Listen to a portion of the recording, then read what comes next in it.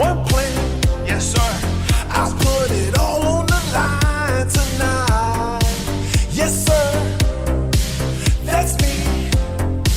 I put it all on the line tonight. Baby, can you come home? We don't need no money. I just need my baby. So baby, we gon' be fine. Baby, can you come home? We don't need no money. I just need my baby. So baby, we gon' be fine. So tonight, Cryptos is here to stay. I put it all on the line tonight. Get rich or get robbed. I put it all on the line tonight. Baby, can you come home? We don't need no money. I just need my baby. So baby, we gon' be fine. Baby, can you come home? We don't need no money. I just need my baby. So baby, we gon' be fine.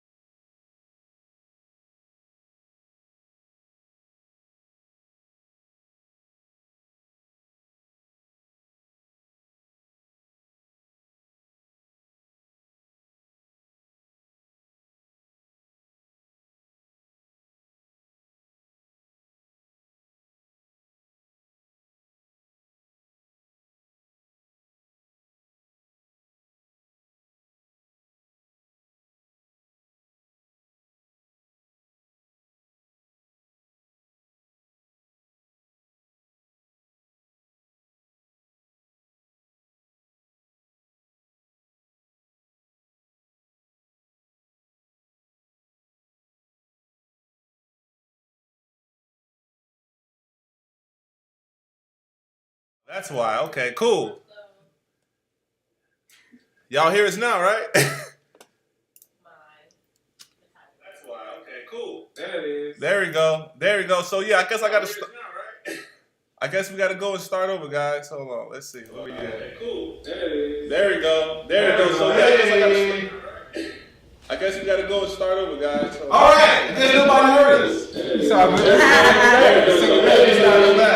Yep. You can come in here too. Let's go. Yeah. All right.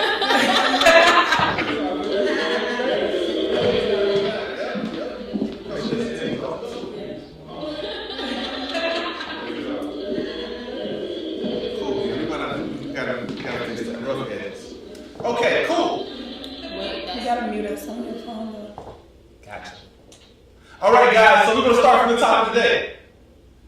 Welcome to CMAR, everybody. Crypto is my retirement. This is your host, King Harry III. This is you watching me on my journey to $1 million. If you're watching this today, this is not financial advice. I am not your financial advisor. I am just on my way to $10 million. Make sure you guys like, comment, subscribe. Today is our first episode of Crypto is my retirement. Crypto After Dark. Yes. And unfortunately, but fortunately, we still have some ladies here today. And usually we're supposed to have 3 or 4 ladies, but we only pulled 2 today. Sorry about that, guys. I know you guys is waiting, but some of them flake on us. You know how that goes. We got a lot of questions we're going to ask today. So we got some people that we want them to introduce themselves. We want them to say their name and where they're from and how can you reach them. Maybe an Instagram tag or something you might get a fan into, you know, while you're on the set. So I'm going to start first. As you know what it is, it's King Harry III. You know, your host today, the guy that you're watching right now. And how about you? And make sure you speak a little loud so we can hear you. That's all.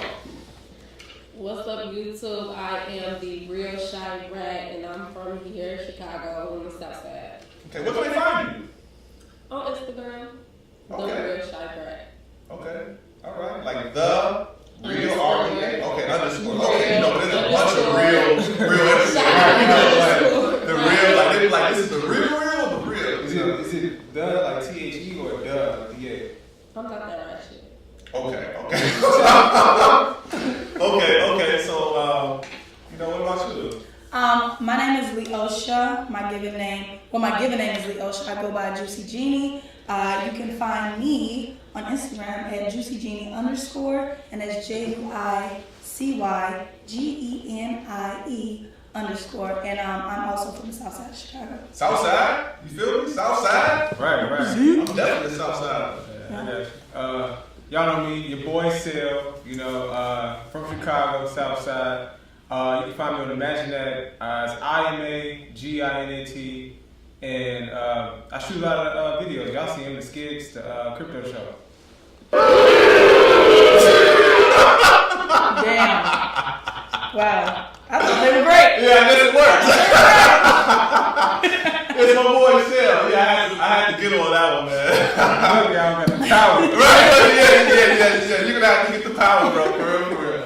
All right, man. So that's our brief introduction, and we're gonna definitely do the first thing first. You know, I know you guys here because it's Cryptoismyretirement. So the first thing we gotta talk about is cryptocurrency. If you don't know, I do have the biggest crypto channel in Chicago. Cryptocurrency is an emerging digital asset marketplace that's going to onboard millions and actually billions of people to have crypto decentralized. Have you heard about cryptocurrency? And are you an owner of cryptocurrency? I know you're an owner of cryptocurrency. You already told me you got some crypto. Those girlfriends to the vote. Right. She got some Doge girlfriend. What about you? Yes, I am into crypto. I do have crypto.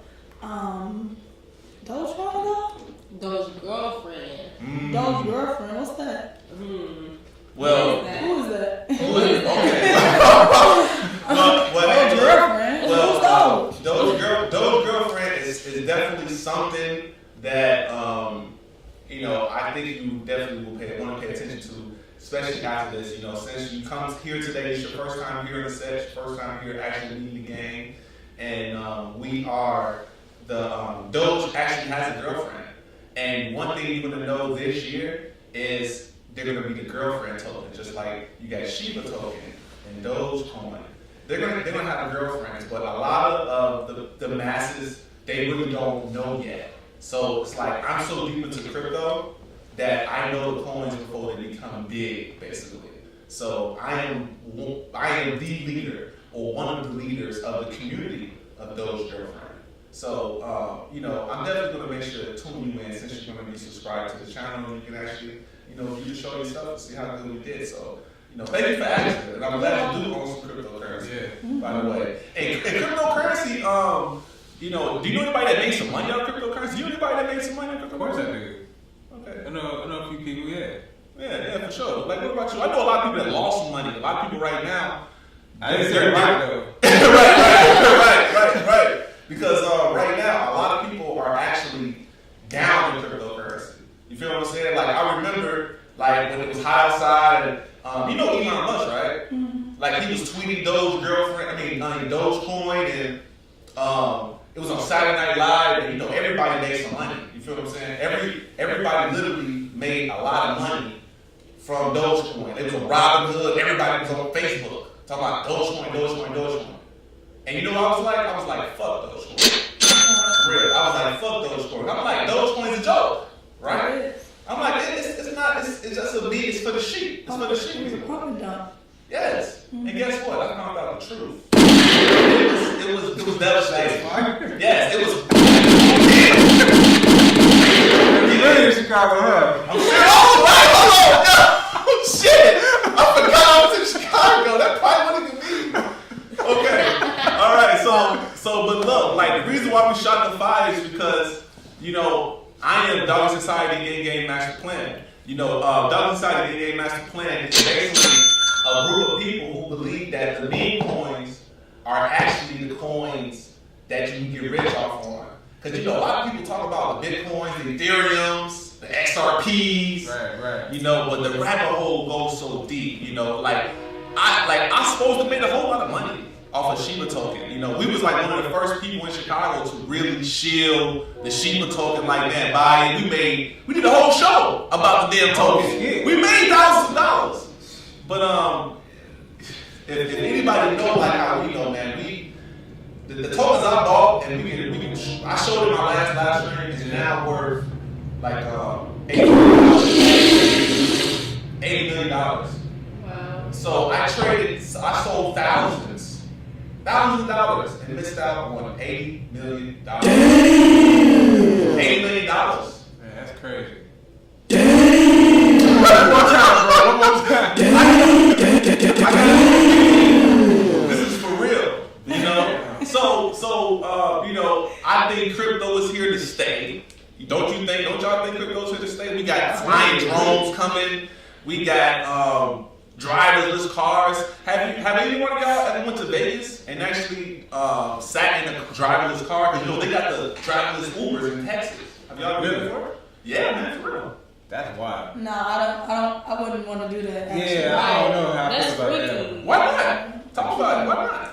The reason I wouldn't want to do it because I don't know if they have to have full control because I'm gonna hop in that damn driver's seat and You got it. y'all gonna hop in the driver's seat. Right. What if I want to go somewhere tonight? Like can we? What if somebody hack it? Can this be my car? Actually. True. Facts. Can I take it? So it's like the destination is set in stone. So if you want to make a change, it's like, can that happen or no? You know, well. Because that can happen in Yeah. a regular Uber. Yeah, it can happen. Like, well, fortunately, I didn't have to reroute, but it was interesting. Oh, you actually got him on, is what you're saying. Yeah, I did. Oh, that's crazy. Yeah, see what Did you happens? record yourself? No, I didn't. Oh. Because I should have. When I came back to Chicago, I was like, fuck, because I started talking about it to people. You know, niggas don't believe shit. No, they got Niggas don't believe shit. No, they were like driving car. You lying. Right. You lying for. Where? What Why are you doing that? Right. Right. All that. So look, I'm gonna tell you how they got me though. How they got me was I just ordered an Uber. So when I ordered the Uber, a notification popped up and was like, "Do you want to try the self-driving Tesla? It's actually cheaper. They made it cheaper. Oh, Wow. They got it. Ooh, they got it. They made it so cheap where I'm like, I gotta do this. You feel what I'm saying? Like the ride was like $30. You said he was in Texas, yeah? No, I was in Vegas. Vegas, okay. I was in Vegas, and the ride was $30 without it, and with it was like 15 to like less than that. They wanted to Wow, try they really it. want you to like risk your life. They're like, give me that. Come on, hop on this car. Hop on Right, this tell car. us if you die. Yeah, Right? And right, like just, I probably couldn't even sue him. Like, what if I did it? I couldn't even sue him. Like, bro, you accepted the test. Yep. Right. It was a test, The bro. whole terms and conditions. We actually, Yeah. And He then just like, would've been fucked. so that means that it's computer operated. What if somebody hacks my Tesla and they drive me to the border and they try to sell me as a sex slave? But what if some? Okay. I mean, you would know. You would know. The Tesla out here kidnapping folks. Like you just stop back chilling and you say, wait, hold on, that's my destination right there. Right, you like, hold on, stop. You gotta get out, do a tuck and roll. Shit. That's what you have to do. So no, what if you gonna let them drive you all the way to the border? Like, well, can't talk to anybody. Right. Hello, anybody? Is anybody here? Well, I'm kind of scared to jump out of a moving car. So Well, you're gonna be even more scared when you get there, and you're gonna be packaged in a box. Right, imagine. That is kind of creepy though, like somebody hacking it while you're at your destination. Right. Because people have phones. Exactly. People have phones, and all of a sudden, like they just change your route. You be like, yo, and then all of a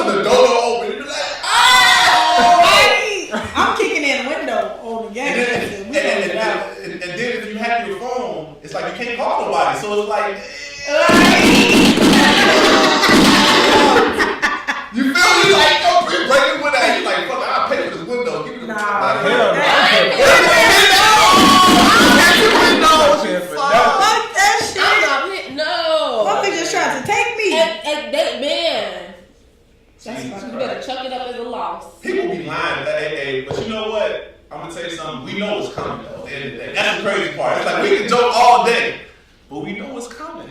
Cause look at the gas prices. Oh my God! And it's cheaper to. I'm in the suburbs and the price It's like was $5, right? No, it wasn't. No, I got regular gas. It was $4.10. I mean, the gas was literally like $3 not too long ago. $3, like last week. It literally was. Regular was $4+, bro. I mean, In but the burbs. why are you so shocked though? Because this is fast. I think inflation is rising fast. The price of everything is fast. Yeah. Yeah. I mean, look at society though. Like, look at the world. We're literally in shit. So gas prices going up is probably the least of everyone's worries right now. Like, I get it. Trust me, I get it.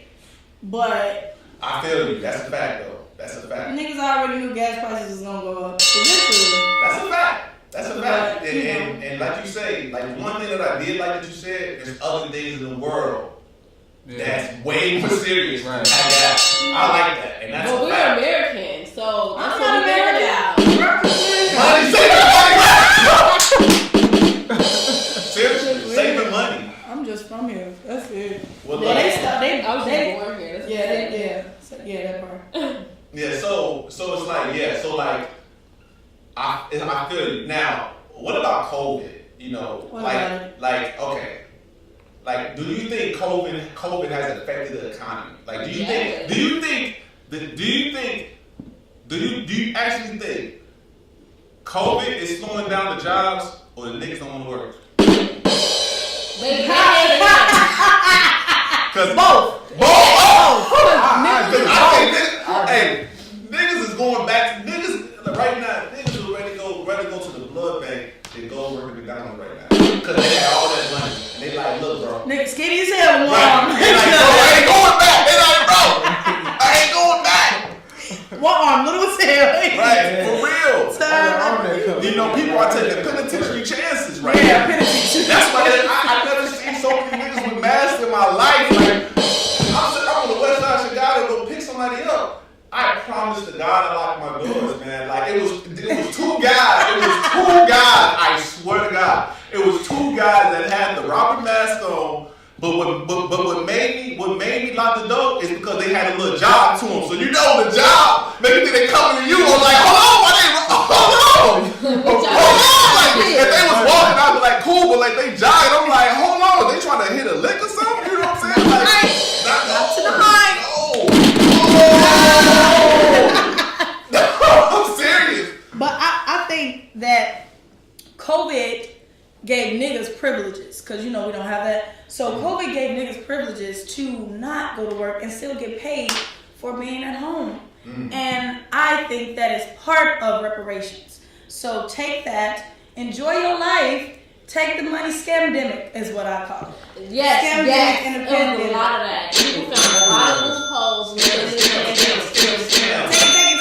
Hey. Cause Yeah. wasn't it at some point where you got paid more money in unemployment than you get Yeah. working a job? Yes, Yeah. sir. That's a fact. Yeah. We're talking about people who are literally watching YouTube videos for stimulus every day. YouTubers got famous just talking about stimulus. I said that, I was like, man, these niggas getting views. That means everybody needs a check. They need a check now. I'm serious. For real. I'm very, very serious. I never seen that many now hiring signs. I even saw like a big ass billboard that said now hiring. I never saw that before. Like ever. They like really pushing to get like people to work. And another thing too, you know, the discomfort, because you know, on top of just the environment, a lot of people got money. A lot of people got rich, and when people get rich, it makes you want to stick it out longer so you can get rich. So it's like a lot of people got paid off crypto. A lot of people got paid off the scams. So it's like people are now wanting to take more risks than going back to work, which is affecting the economy as well. So they're like, man, I'd rather just grind it out with my hustle than go clock in, because at least I can build my hustle. Like I think people are realizing the value of their time. And themselves, And yeah. themselves. Yes. That's really cool. Yes. Yeah. And I think that's good. I think that's great. I think COVID, for some people, helped them become a better person for themselves in their life. Yes. I know it did for me for sure. And listen, I can get a job. I just can't keep one, you know? Right. They're just for the taking, not for the keeping. So That's a fact. what kind of hustles did you like create during this Pandemic. Yeah. So, I stream. I'm a live streamer on an app called Tag. Okay. I started streaming on there, and then I got an OnlyFans, and that did amazing. Tag did amazing. Oh wow. For real? And yeah, it was a lot of amazing stuff. So what's Tag for people who may not know what that is? I remember it was like a long time ago. Like, is it the same one? It's the same. So Like Tag is a dating app. Okay. But you can also, get paid on it and get friends, meet people, date if you want to. But that was never like my goal on getting on the app was for dating. Look, I'm not gonna lie. Like, certain people, they talk down about OnlyFans, and it was like, oh, women doing OnlyFans, it's not a good move and stuff like that. I think Their grandmothers was fucking in alleys though, so I don't even understand why my OnlyFans is a problem. Or only people OnlyFans is a problem. Yeah. you said people was fucking in that. No, their grandmas was fucking in the alleys, so I don't even understand. That's just me, But go ahead. Okay. But go ahead. Well, check this out. The reason why I like the OnlyFans is because it's providing opportunity for people, not just only in the United States, but people across the world. Now, there's a lot of people that want our dollars, that want American dollars. So imagine that $100 in America is much different from $100 in Mexico, $100 in Brazil, but they all getting American dollars. You feel what I'm saying? Yeah. So it's just providing opportunity for people to come up and get money. It's like I seen one instance that the guy had his girlfriend do the OnlyFans, and he was saying the reason why is because she's making more money than anybody in their whole neighborhood, in their whole circumference. Like she's making like the equivalent, US dollar equivalent. Like even if she has a bad day, like $100 or $200 a week, that's better than any job from what it was from. So it was very interesting. And then I want an OnlyFans too. I want to get an OnlyFans. Yeah, but but I'm doing OnlyFans. Oh my gosh. OnlyFans isn't about. It's not just sexual. People just made it that way. Yeah. The world just sexualized every fucking thing. So what are you doing OnlyFans? Oh, I suck dick, but I'm saying everybody else. I'm saying no. I'm just talking about in general. We're not talking about me. In general, we're not talking about me. I'm just talking about in general. But like my homies, they like paint. I tell them because it's about views, and if a person wants to see you, they're going to pay to see you. It don't matter what you're doing, where you at. Like motherfuckers like feet. I never understood it until somebody was like, your feet are so sexy. I'm like, what? Oh my God, for real? Like, you want to see him? And he was just like, yes, actually. I'm like, oh shit. Yes, they were really paid for. Yeah, they're paying. Okay, I got a question. Is it a white man or a black man? White and black. Yes, it's both. Black guys like the feet too? Yes, they do. But you gotta understand the feet though. Like if somebody worships your feet, they worship the ground you walk on. Like they worship you. Like your feet. Your feet is literally. Like I don't want to say the ultimate simp, but in a way. I'm not a simp, so. No, I'm talking about the feet worshippers. Oh, worshiping is not simpish though. No, not necessarily. Worshiping? Yes. Yeah. Well, if you worship yourself, that's not simping for you, right? So if you worship something, how do you simp for yourself though? That's different. I think simp is a two-player thing. I don't think it's a one-player thing. no, It's a minimum two-player thing. no. People can be simps for themselves. I mean, I guess that's like I'm thinking of like narcissistic in a way, but don't mind me. But simps and worship, I don't think. No, that's totally two different things. Well, that's Simps, they just doing stuff just to feel good and just I like you and But worshiping the ground that you walk on or you or what you do, I don't think that's simpish. I think it's appreciating you and acknowledging who you are. Well, you know what? I have to agree with that because simps mean, in my opinion, simps mean they want what they want, and it costs to be a simp. That's number one. It costs to be a simp. So I'm not gonna knock all the simps out there. Not just money. It could be attention. It could Definitely. be favor. Yeah, for attention, for sure. It's Yeah, definitely like, value. is a lot of value. attention. It's definitely value. Like you're giving you're dedicating value to something, to your likeness. Like like that's really what it is. Yeah. And I'm gonna give you an example as well, because I have a friend of mine, that's he's a simp, right? Wait, he's a simp. Okay. I think he's throwing shade at you. Okay, no. No.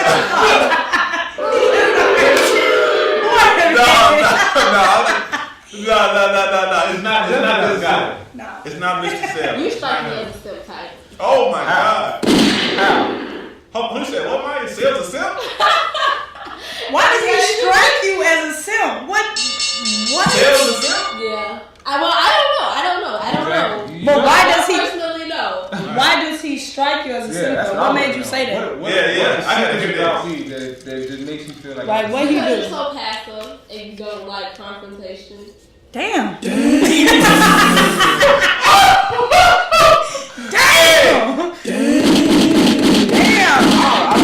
Jesus! How is he passive? Damn. What did he know? God Right. damn.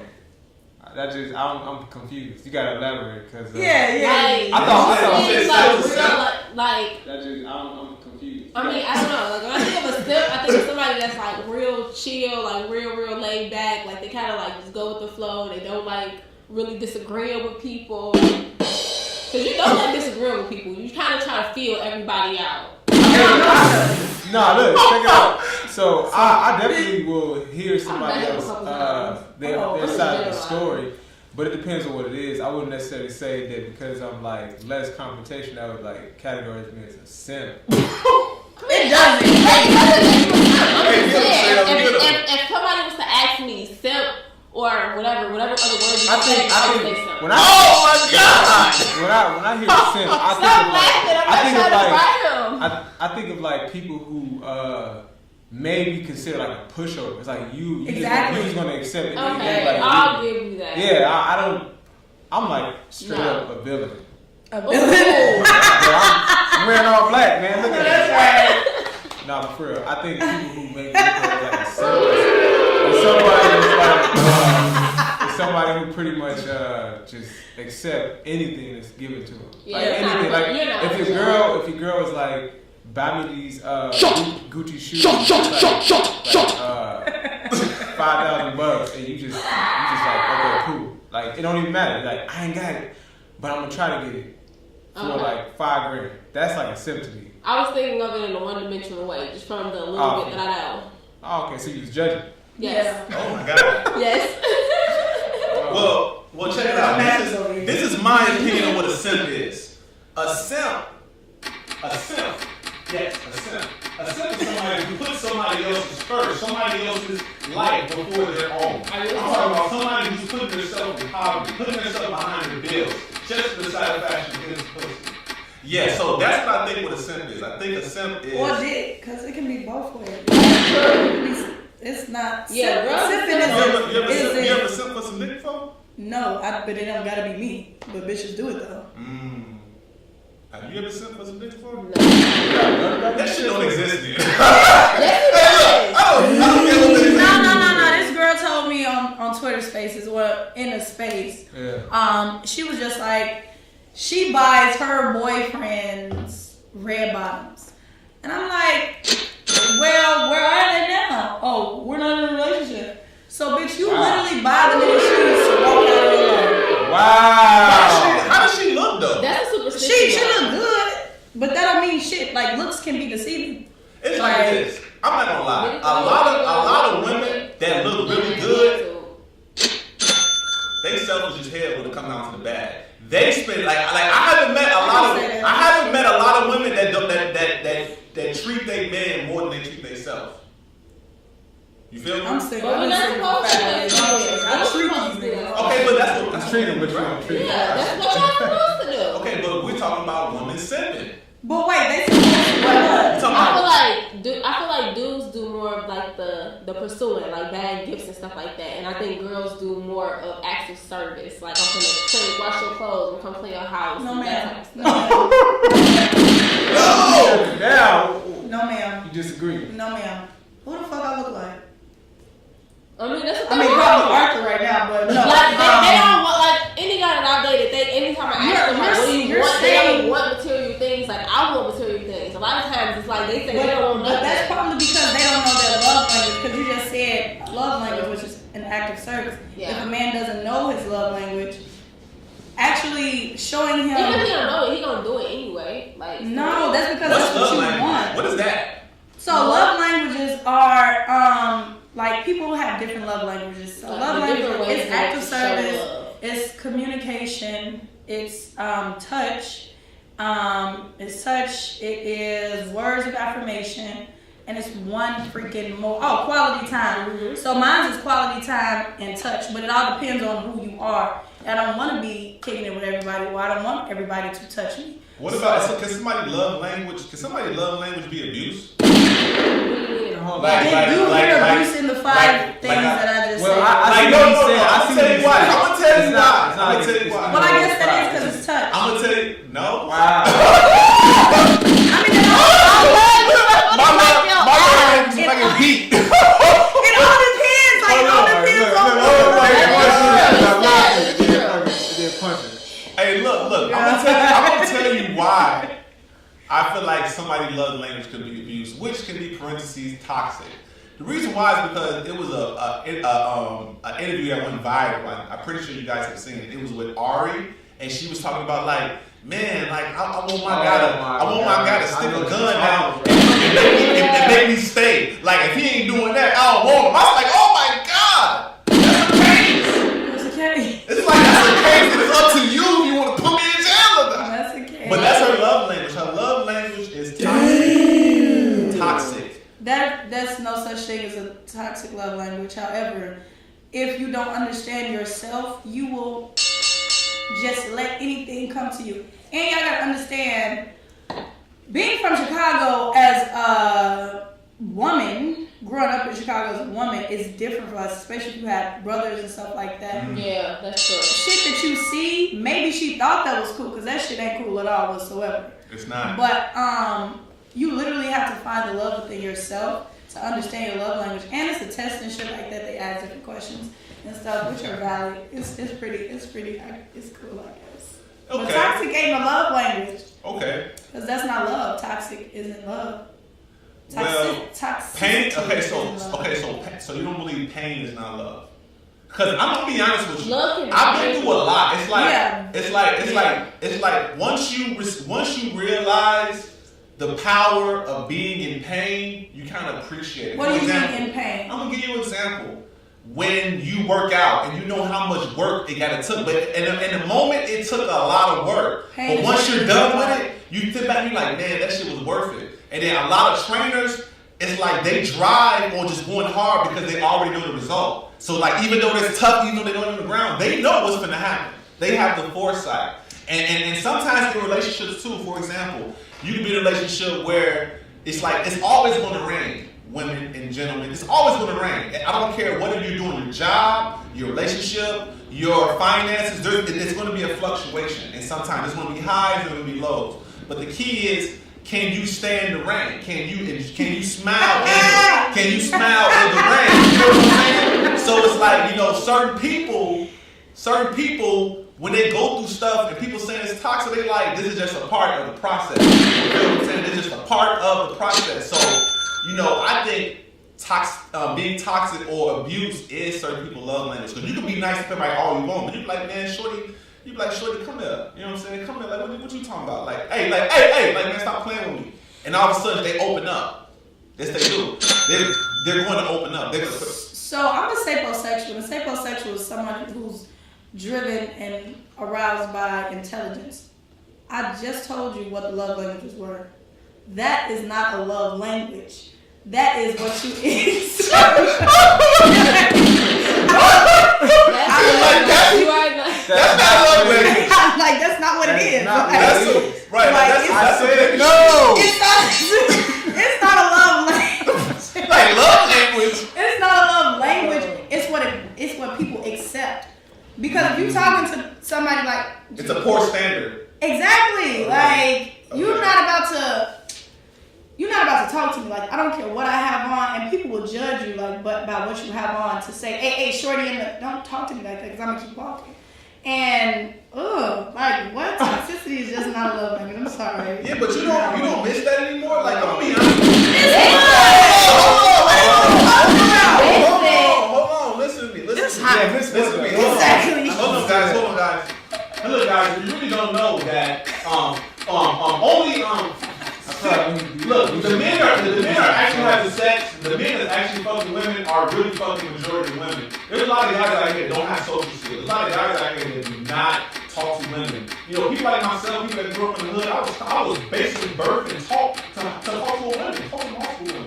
So yeah, like I said, there's a lot of men out here that have no game. And as time goes along, y'all are getting talked to less. Y'all are not getting approached in person as much as you used to. That's not a lie. And some of y'all go to the party and be like, man, ain't nobody talking to me? Yeah, Come on now. But that's like I said, like you have to know how to.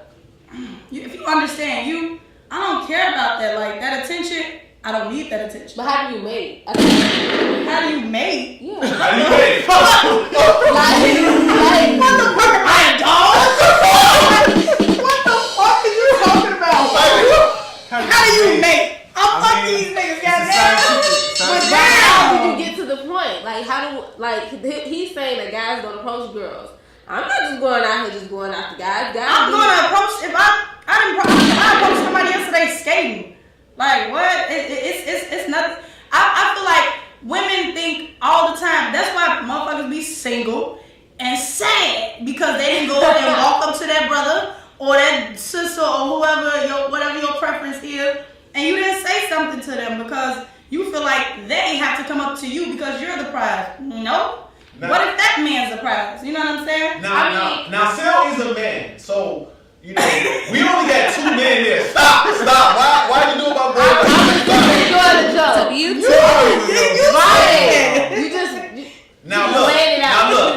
Now Sel is my boy, and he's another man. I can't ask myself. You feel me? So Sel, have you ever like how rare is a woman actually stopping and talking to you? I mean, I would say it's pretty rare. I'm not gonna lie. I'm probably not the most approachable guy. Why? Yeah, I don't know. I mean, I talk to people talk to me, but it'd be like, oh man, I like your shoes, or I like this little check thing you got on. But it's never like in a romantic direction. Well, because girls just do that. Yes, they do. I do it all the time. Okay. You right. You know what? You right. You're not. Girls don't. Come on, right? Okay, I like girls girls doing The girls But don't. most females, whether they're girls or a woman, whatever the case is, they just don't do that. And there's nothing wrong with it. Because I've definitely approached guys before. I'm not saying that I haven't done Why do that you at think all. that is? Because traditionally, dudes chase us. They want to get their dick wet. You think it's Man, this is not the 1500s. But that was just the 90s. That was literally just the 90s. So now we're basically the next adults, and this is the environment in which we're living in. And technically, we're the next adults. So look, check it out. They Check it out. Okay, we are the next generation to run the world, which is the next adults in parentheses. I feel you. Now, let's get back to the subject at hand. Oh, there's plenty of subjects. Okay, but what do you think the impact of cryptocurrency is going to be in the real world? Starting with you, Mike. Oh, I think that's gonna be everywhere. Like I think I'm gonna have it from my phone. It's gonna be on Apple Pay. Like I think it's gonna be easy.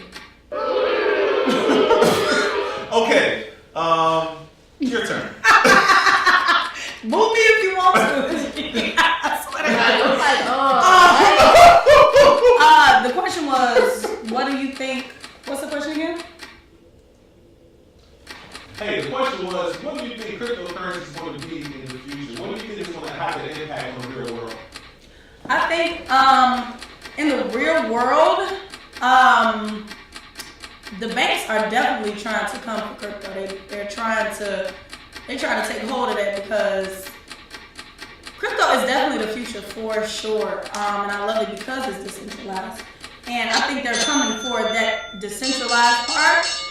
And it's the future because you can be who you want to be on a decentralized part. Scammers unite! Let's go! See, the scammers be teaching other people. See, look, give it up for the scammers, everybody. Hey.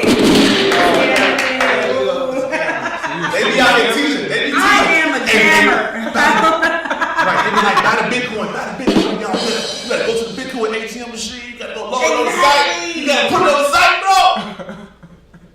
Nigga. And it's decentralized. Ain't nobody gonna know. Seriously. So, what do you think your impact? What do you think the impact of cryptocurrency is gonna be for the future? Your opinion? I think crypto is a scam.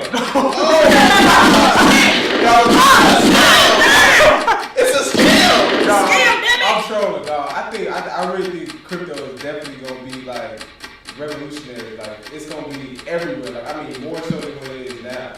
Like eventually, you're gonna see a lot of stores accepting crypto. You're gonna see a lot of like decentralized services. Period. I think you're just gonna see a lot of that everywhere.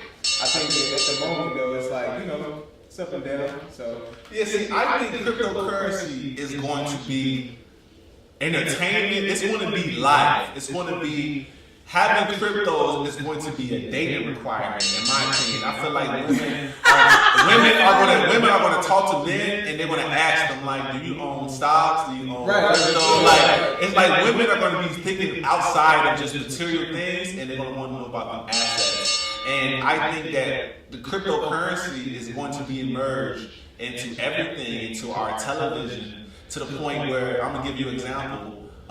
Since I'm the host of the show, there are people that's working on partnering with the televisions. Like most televisions, you cannot even use your television without being on the internet. If your TV's not on the internet, you cannot do nothing on the TV. So imagine setting up a wallet, a crypto wallet on your TV, and you can press a button to put advertising mode. So every time an ad comes to you, they'll pay you in cryptocurrency.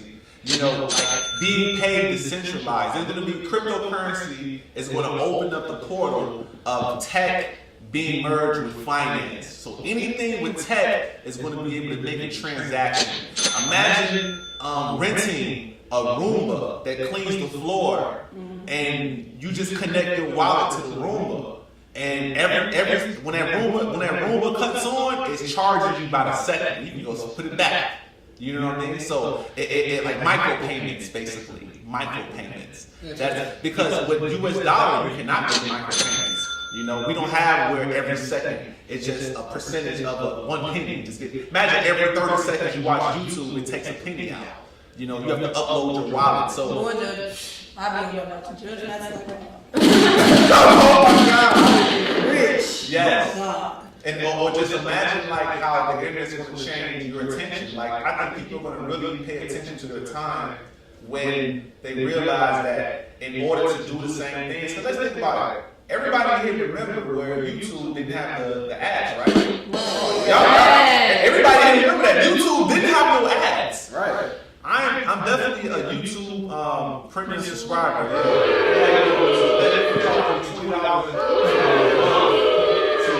Watch no ads.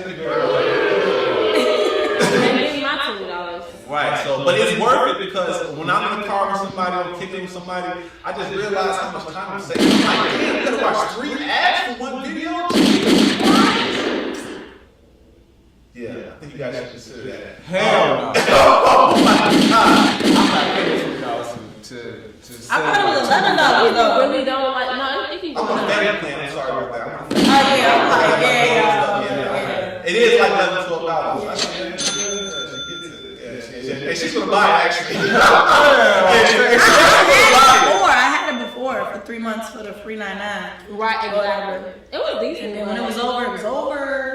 Yeah. It was over, and it was okay. My dad's like that. He does not like to see ads. Yeah. No commercials? No, he doesn't watch TV because of that. He switched to Fire Stick just because he does not like to see ads. Yeah, let's think about it. Like I'm gonna play a mind game. I'm gonna play a mind game right now. You from America, you in a little song, okay? 7, 7, 3, 2, 1, 2.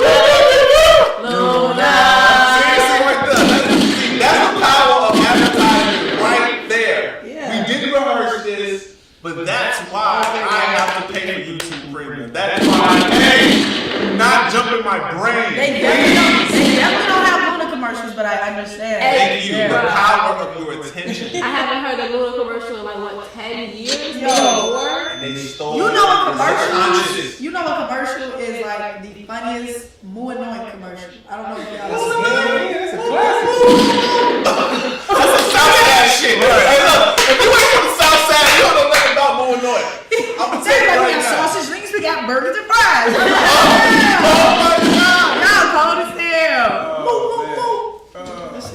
Look, you know what? Like, another thing too, since we're all Chicagoans, we have to talk about the city. You know, there's a lot of people here that's on my live that's not from Chicago, never been to Chicago. They don't know how it feels. They don't know how it feels to be in Chicago, but they love the culture, they love the food, and let's be honest, you guys actually What love. culture? They like the gang culture. Correct. The who? Correct. They do like the game. Yes. Yeah. They do like the. But that is true. How is it terrible? That's What you terrible. mean? It's getting all this. Look, I'm gonna explain to you why Chicago is so gangster. Chicago is so gangster that we have a tour downtown Chicago called the Al Capone Tour. Al Capone is one of the biggest gangsters in Chicago history, and we have a public tour that you can a tour bus where you can actually get on the bus, hop in the car, and they will tell you how many niggas he shot, and they'll tell you what he used to be. He's a huge gangster called the Al Capone Tour. So we're so. Yeah, but my thing is, that's a white man, because if they do that, if they do a Larry Hoover tour, like that, niggas not gonna, you know what I'm saying? Niggas gonna go, but they're not gonna do a Larry Hoover tour. Al Capone, he's a white man, like, or Italian, whatever the fuck he is. It's easy for motherfuckers to go down. That's not our culture. Well, we gotta be honest, you know. I don't give a damn about Al Capone. Hold on, we gotta be honest. You gotta give flowers what flowers do. It wasn't because about him being a white man. It was more because he was way before Larry Hoover. It's like back in the days, the gangs was actually political. Just like Larry Hoover was trying to, the GDs were political figures, just like the Black Panthers, to protect black people. But back in Al Capone days, the gang mobs used to be the investors in the community. The actual mobster used to own the grocery store, used to fund the town for the town to flourish. So the reason why Chicago had created a little, like a sentiment for Al Capone was a part of Chicago infrastructure in a positive way. Some of these buildings were actually funded by the mob. And some of these mobs are still here today, but they're not publicized, because we have newer mobs. We have entertainment mobs, like the OTFs, like the Little Dirts, like the gangbanging and stuff like that. So, you know, as far as me being a Southside Chicago, have I been carjacked? No. Have my building been spray painted? Yes. Have I seen people get shot? Yes. Have I been robbed? Yes. Hold on. Yes. Yes, I did. Have my daughter seen somebody shoot before that she doesn't know in the car? Yes. Have my daughter seen somebody get beat up for selling weed on that corner? Yes. Do I know somebody who died? Yes. Do I know somebody who got stabbed? Yes. Both of them not here. This is the truth. No, but this is the life of Chicago. What about yourself? How do you feel about the city, and what do you think? Give me something positive, actually. Let's change the sentiment, because that was kind of dark what I was going to do. Yeah, it was pretty dark. It was pretty dark. Yeah, it was. Well, honestly, Chicago, despite what we talk about, we have some amazing artists. We got Lil Durk, Lil Herb, we got King Von, it's Polo G. Oh my God. That's all I hear. Hold on. Jesus. Like You said some amazing artists? Yeah. Artists like Lil J, Doug, like everything you said sounds just like this. Like, if I put those songs on, I can guarantee you. Despite what they talk about, even if they didn't talk about gunshots and smoking on your homie, even if they didn't speak about those things, they would still be amazing artists. And not just that, we got amazing freaking food here. The dance scene is crazy. We got amazing dancers, amazing dance teams. So it's stuff here, but it gets overshadowed because everybody don't know the good. So I'm gonna ask you one question. If I could say what Chicago, name one thing, and then we're gonna go to you. Name one thing. If somebody on the street right now, Chicago or hood? Because I was gonna say Chicago, just okay. That's fine. That's fine. Just name me one thing. Now, if I say Chicago, besides the Sears Tower, besides that, because that's just the fucking monument of Chicago in the building. If you can name me one thing that describes Chicago, you don't have to be a word, but just name something that means Chicago. Yes. Just and don't take too long. Gym shoes. Jordans.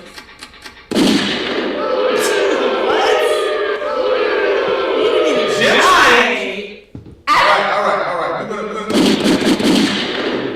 The bean. I just didn't want to say a physical structure. You don't have to. I did it. Your You answer. shot me anyway. You said shoes. Well, that's something from my generation. People be all into She said especially Jordans. mine. I did say Jordans. But that's not a So Chicago when I thing. please have a bean, thank you. All right, Phil. What you got? Wasn't it like train system pretty big, like the loop and shit? Well, yeah, really. You said a train system? Yeah. Look at that CTA. Kevin Simple. I'm gonna CTA. be honest. Look, see, when I say that y'all know I'm Chicago, the Bucket Boys. Yes. See that? You see my, you see that? You see That's that? Chicago. That's Chicago. Footlong hot dogs. I've never had one of those. I mean, Not one of those. not one of those. Oh. Right? Never had one of those on a bun with condiments on it. Footlong hot dog. Nigga, what? I'm like, wait, hold up. Hello. WTF. Hey, so look. Like I said, I'm gonna say Chicago Bulls. We can say the Bulls. Cause that's like their logo. Derrick Rose. There we go. Cubs, Big money. deep dish pizza, Definitely did. Harold's, fucking Uncle Raymond's. Italian beef. But let me say this. So Chicago is great. Chicago is freaking amazing. But like I was telling Sale, that we're very much segregated though. Like you got out west, you got up north, Yes, you we got are. Very over segregated. east, And you got and then out you got the west side, right? Yeah, definitely got the south side. Can you post We this? never, people who are from the south side, we never say out south. I'm sorry, we just don't do that. We never do Wow. that. Say Say South Wait, what's south that? side, you said If south that- south. We never say that. That's what Yes, people you say do. about us. I never say that. Well, okay. You know what? Out south is a thing. I know it is. It's a thing. But I think out south is a thing if you're not in the south. If you're from out west, you say you're from out south. If you're from the north side, you say it's out south. So out south is a thing, but it only is a thing to people who are not from the south side. And Well, that's I lived on 63rd and Fairfield for like 6 years. Well, you was around somebody from out west. You was raised by somebody from out west. That's all being from out west. Jesus Christ. There's nothing wrong with being from out west. There's nothing being from the south side, the north side. It's different out west. we're There's nothing wrong with it, but it's different. We're so segregated because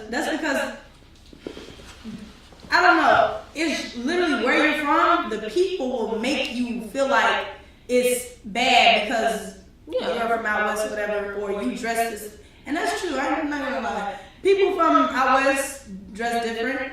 People from We dress different on the east side of the city. We eat different food. that dress different. Like we out. 27th Street dress different. Yeah. That's a fact. Then you got like Cicero. Like if Yes. people from Chicago say Cicero, who live over there? Mexicans. Exactly. Like it's so fucking segregated. Yeah, white people live up You north. got a little white bit better folks south. town. It's so segregated in Yeah. Chicago. Like you go anywhere else, people don't even think I'm from Chicago when I travel, because people in Chicago, they have this angry Yeah, we got repetition demeanor being about them. mean. Yeah. And we go anywhere else, people are so happy. Like Texas, I love the people in Texas. Yeah, oh my God, Texas Memphis, is they, great. that southern charm is real. The Southern, they gonna pimp your ass. What you mean? Southern Hold on, Southern Charm. Southern charm, that's But called. like everybody, it wasn't just guys. Like when I took a trip to Memphis, I had went down to go to Memphis University, whichever it was my sister's school. But basically, everybody was nice. Dudes was giving me free food. The people was nice, the females was nice, everybody would talk to me, they would say hey, they was talking about my accent, and I was in heaven because I loved their accent. Like, it was just, everybody was just so nice to me. Like, it was a beautiful thing. But when you come up here in Chicago, the people, they say, what the fuck are you looking at? Just because you're looking at them. Yeah. Do you understand it though? Because it's like, let's be honest. I mean, we live in. Let's be honest. You know, there's a lot of tension in the city. There's a lot of tension amongst blacks on blacks because there's a lot of violence. There's a lot of tensions because of the Black Lives Matter. Like a lot, like even though we're a Democrat city, any state, by the way, there's a lot of. It's like in the cities that black people protest the most brought a lot of racism out too, because they did tear up the city. They what they. You talking about Chicago? Chicago. Yes. No, well, I actually was there because I do and I shoot for my niggas and I actually protest for my niggas. I've been doing it since Laquan McDonald. So She said I knew and I should. So I wasn't finished. So with get the shit. Get the signs. So with that, I was actually there and I seen the white people start it. I was right there. A lot of people have said that too. I was right there. They started throwing like balling up paper, burning it in the garbage can, and it was definitely the white people that started it. So they started saying that it was us because it was a lot more of us. I fought the police that day. We had allies that day. I'm talking about white people coming up to me like, if you need anything, this and that, I'm down. Yeah, they're not all bad.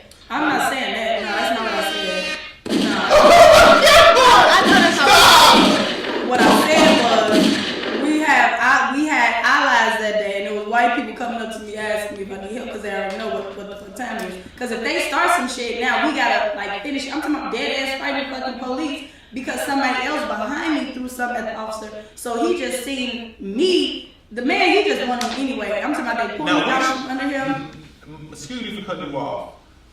Which protest are you talking about? Are you talking about the protest by the statue? Because the reason why I asked that is because during that time there was a lot of Caucasian individuals, non-melanin individuals that was wearing black gloves, that was disguised as black people, not maybe on the face, but they're so covered up that from the TV perspective, you would think it's all black people doing it. But there were a lot of non-black folks protesting and creating a lot of damage. You know, I was in the middle of the protest because it was just a historical thing. I wasn't there to loot, but I was there to have footage and I was there to be a part of history. So one of the initial stages of looting, I remember, never forget this, and I should post the footage one day. They literally had a pallet of bricks in downtown. I'm sitting there like, how is this pallet of bricks? Yeah, no, I'm telling you that. It was a pallet of bricks there, and I'm sitting back like, this is by design. Why would they have pallets of bricks there, conveniently sitting there so I can pick it up, and it's like a part of a movie. It's like they was planning things, so it was props. You know, so I do agree with some of the things you're saying, and I was asking, just like which protest did you actually? No, I don't give a fuck about statues. I could care less about that shit. I'm going to be totally honest. I was protesting for at this specific time I'm talking about for fuck, this is terrible. Oh, goodness gracious. Wow. No. She was trying to figure out the protest. Was it for brutality? Yeah, but it was a specific person. Adam Toledo? Floyd Mayweather? George Floyd? George Floyd. I said Floyd Mayweather. Wow. Yeah, that's why I was just, I knew y'all was gonna help. You still help. No, you know, all 50 states protested. It was 60 countries and 7 continents that protested. Everybody was protesting. That's what I'm speaking of because that's like I seen it. So like I seen it happen. If I didn't see it happen, like a statue to me, that's the least of our worries. Like having something that's the least. Well, And then also, this police officer punched out this little girl freaking teeth. Like, it was a whole big thing. During this riot? With the statue riot? During the statue riot, yes. She wasn't even doing anything. So basically, they was rioting and they was arresting some boy. So she was recording him, was like, give me your information, start calling your people. And you literally, it's two videos. The video that she took and the video that somebody else took at the same time. And you saw this police officer walk up to her and don't say nothing. He slapped her dead in the face. Wow. Yeah, she was a little girl too. She was under 18. Hold on, are you talking about the people that end up cashing out for like millions of dollars on TV? You talking about the people that got pulled up that car? Because the people that got pulled up that car that was on camera, they got like $2 million. Oh no, it was a. That don't even sound like what she just said. Oh, well, I guess I can drink this. Statue, you trying to pull somebody in the car? Right? What the hell? God damn. Right, I'm like, you talking about the people that took the bag? You like, no, nigga? Actually not. Jesus Christ. So, It's a little saucy. it's okay. I'm just having a great time. That's it. I am Having a too. great time, and we just want that's what it's all about. We're gonna do this every week, and I would love when we have more people here and we can really turn it up, because there's other things we have games we want to do. We're gonna do a lot of stuff, and feel free to come back anytime. You want to come back next week or 2 weeks from now, like, hey, I'm gonna bring one of my friends or something. Let me know so we can make sure we're not over capacity, because once we sort all this out, I'm pretty sure a lot of people are going to want to do this. And there's no podcast in Chicago that's doing anything like this. There's no podcast in Chicago that have people talking about the things we're talking about, relationships, cryptocurrency, what's going on in Chicago. And I think that this type of, I think the love of my city, even though I'm talking about finance, talking about crypto, I think it's important for me to have the people on the streets, especially the women, because the men right now, they're on a different type of time. But women right now, women are, man, women right now, look, men right now, on this type of time, men are just, they're taking it and doing everything so much behind this, right? We need women. We want women. This is. Oh, never mind. I'm starting to catch on now. Continue. I'm sorry, sir. So look, like I said, we want to hear from the women, because the women are ruling the workforce, like everywhere. Ruling? No. Ruling. They're getting the bag. They're getting the bag. Let's be honest. Let's be honest. Everywhere I go, women are getting the bag. They're working. Yeah. Seriously, they're working harder than ever.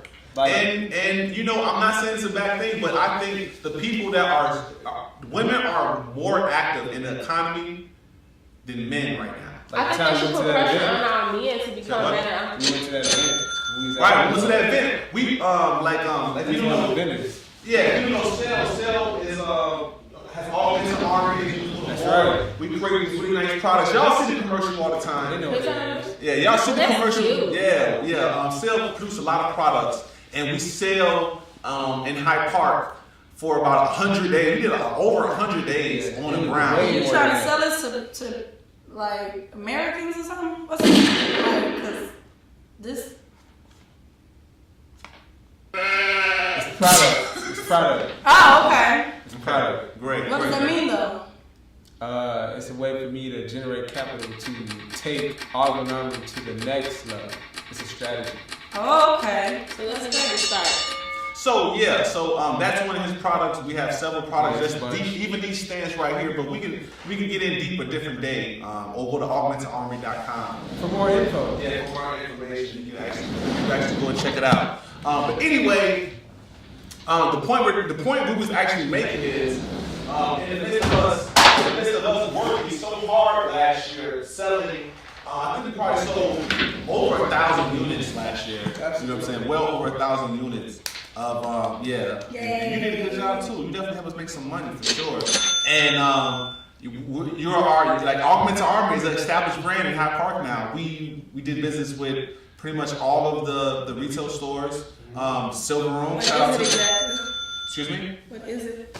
Augmented Armory is a company that has device stands, and they also do UV cleaning. We have a UV cleaning ray If you actually put your device in there, it cleans 100% of the bacteria. So let's say, for example, your speakers are kind of dirty or something. So we'll take your phone, we'll clean the speakers out the screen, put it in our UV machine. It's like a big machine that cleans it in 5 minutes. We take it out with gloves on and stuff, and you get a brand new clean phone. And it's like a small fee for that. And we also sell devices, stands, and stuff like that helps your phone. Yeah, it's pretty cool. Algorithm gonna change the world. Like, watch. Yeah, it is.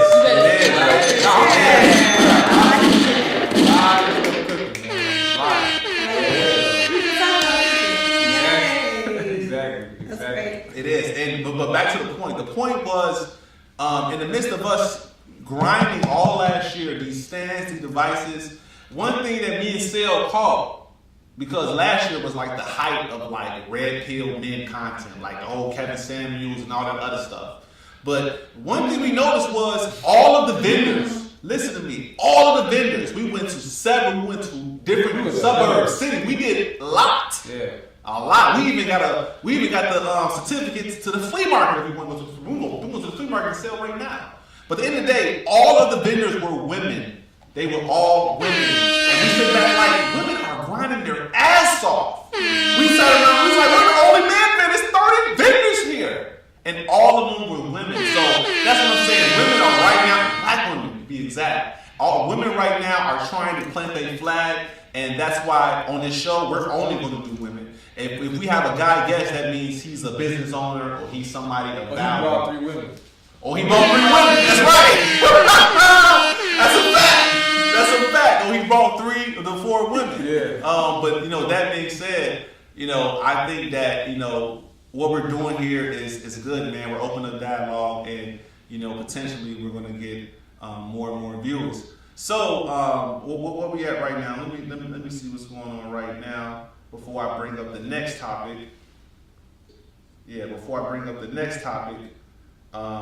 let's see right now. Okay, great. So, thoughts is the thoughts on the going on in Ukraine.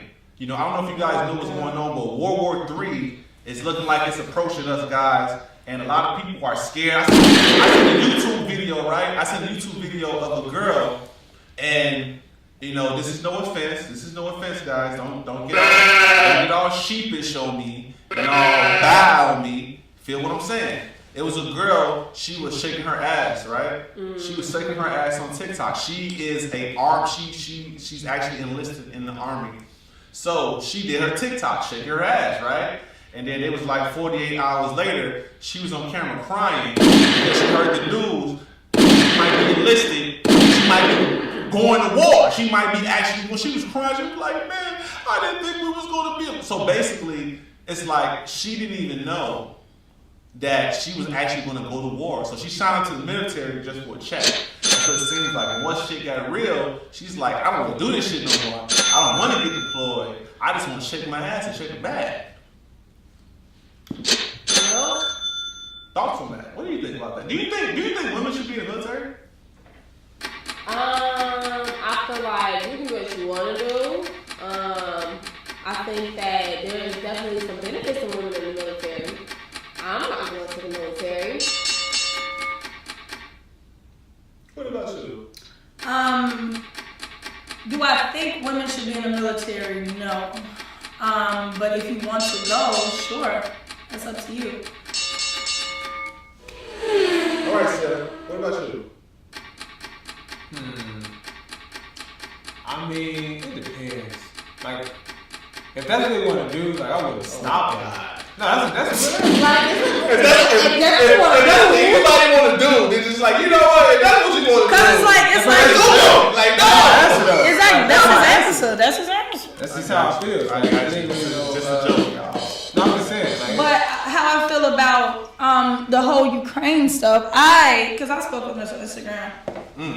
Somebody said they asked a question, Culture Connection. They had asked a question on one of their posts, and they were saying, Shout out to Culture Connection. Yeah, Shout out to and them. they were saying, how do you feel about Ukraine and all that stuff? And me personally, this is my personal opinion, because people always get mad on how you feel and your opinion, and that's not my problem. But how I feel about it, I feel like we shouldn't worry so much on it. Like, if y'all, because if they do blow us up? Like, what the fuck we gonna do then? Worry? Well, have your mother or father or grandfather ever served this country? Yeah, they did, but what the hell does that have to do with me right now? That has nothing to do with me. I'm not about to worry about a war that we may or may not have. That literally, worrying is only going to keep people scared, and keep people in fear. That's why everybody's worrying. Social media will throw worry in your face. Don't nobody got time. It's already stuff I gotta worry about in my everyday life. I have no time to worry about what may or may not happen. That's how I feel about it. And it's very sad that they're treating black people like they are out there now. That's like the only I did see that too. Yeah. I did see that too. The Ukrainians are doing that. Yeah, no, that's the only thing that I don't fuck with. And it's just like, y'all want us to feel sad for them? I don't. I'm sorry. I feel like it ain't our business. We shouldn't be over there. Now, look, I'm gonna tell you this, ladies, because you are descendants of people that put their blood shedding tears to. But you saying that because of what? What does that mean?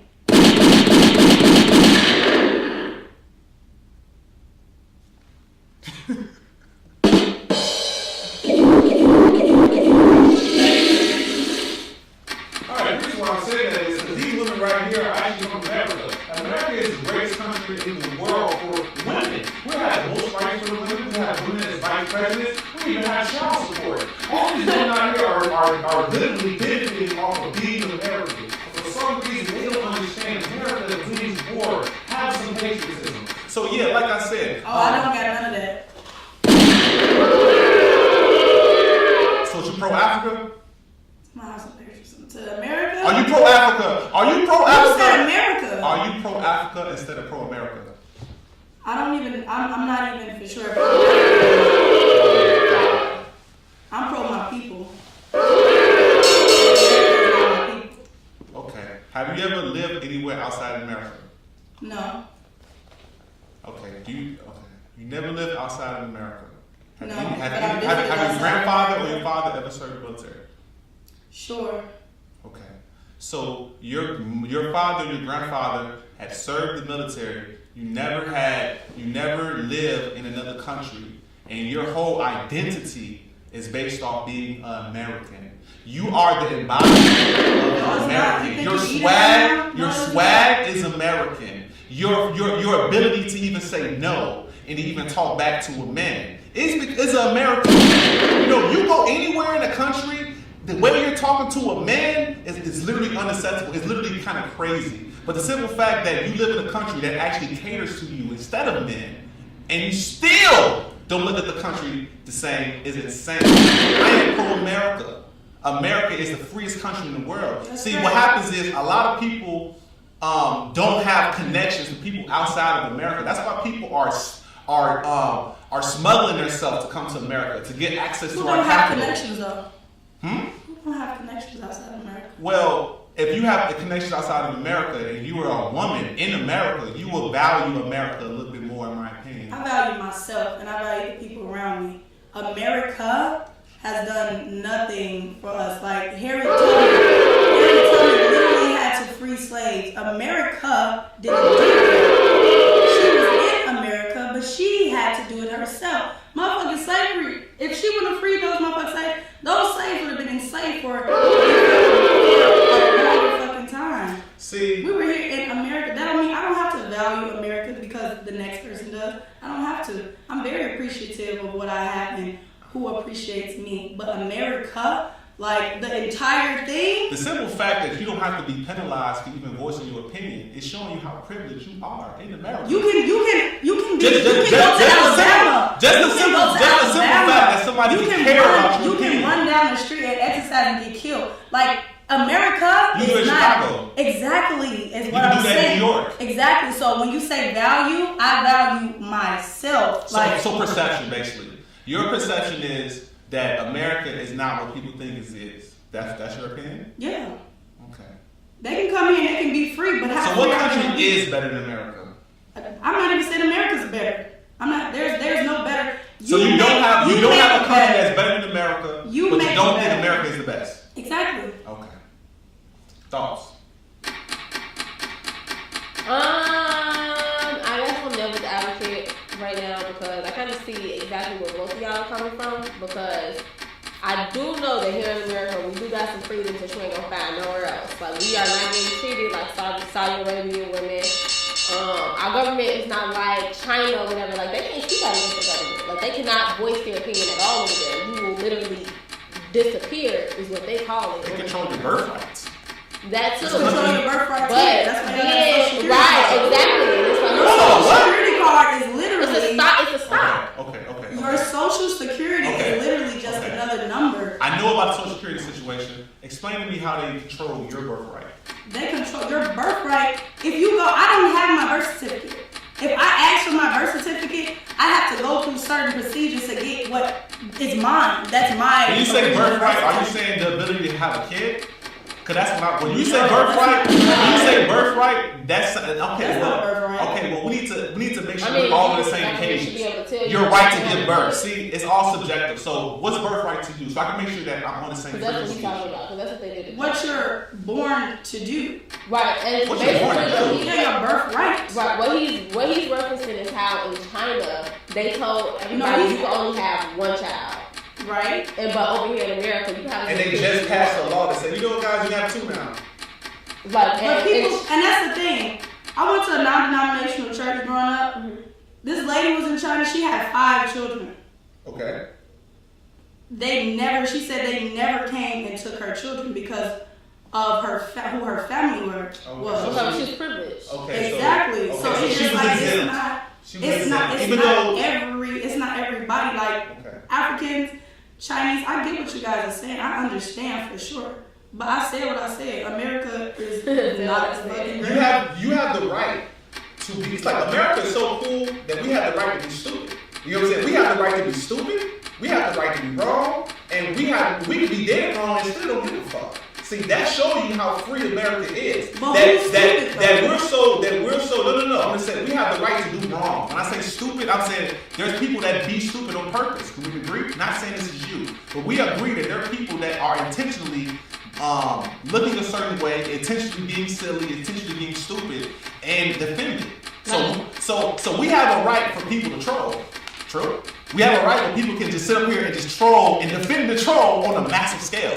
Even though they know they're wrong, right? Just like the virus, just like the mask, right? Oh, put the mask on, even though it's like a car. You put you stop up the exhaust, then the car fucks up. You blow out carbon dioxide, you bring oxygen. This is like a fucking car. The car is a mimic of the human body. So even though common sense can still be ignorant, can be stupid, they still will propaganda and do whatever. So at the end of the day, you're so free that it's free to be stupid. That's what I mean. It's so free to be stupid. And think about it, it's America. Look at what's on TV. Look at what's trending. You know what I'm saying? Look what people invest in to trend. You know? So, like I said, America is so free that we, homelessness is entertainment.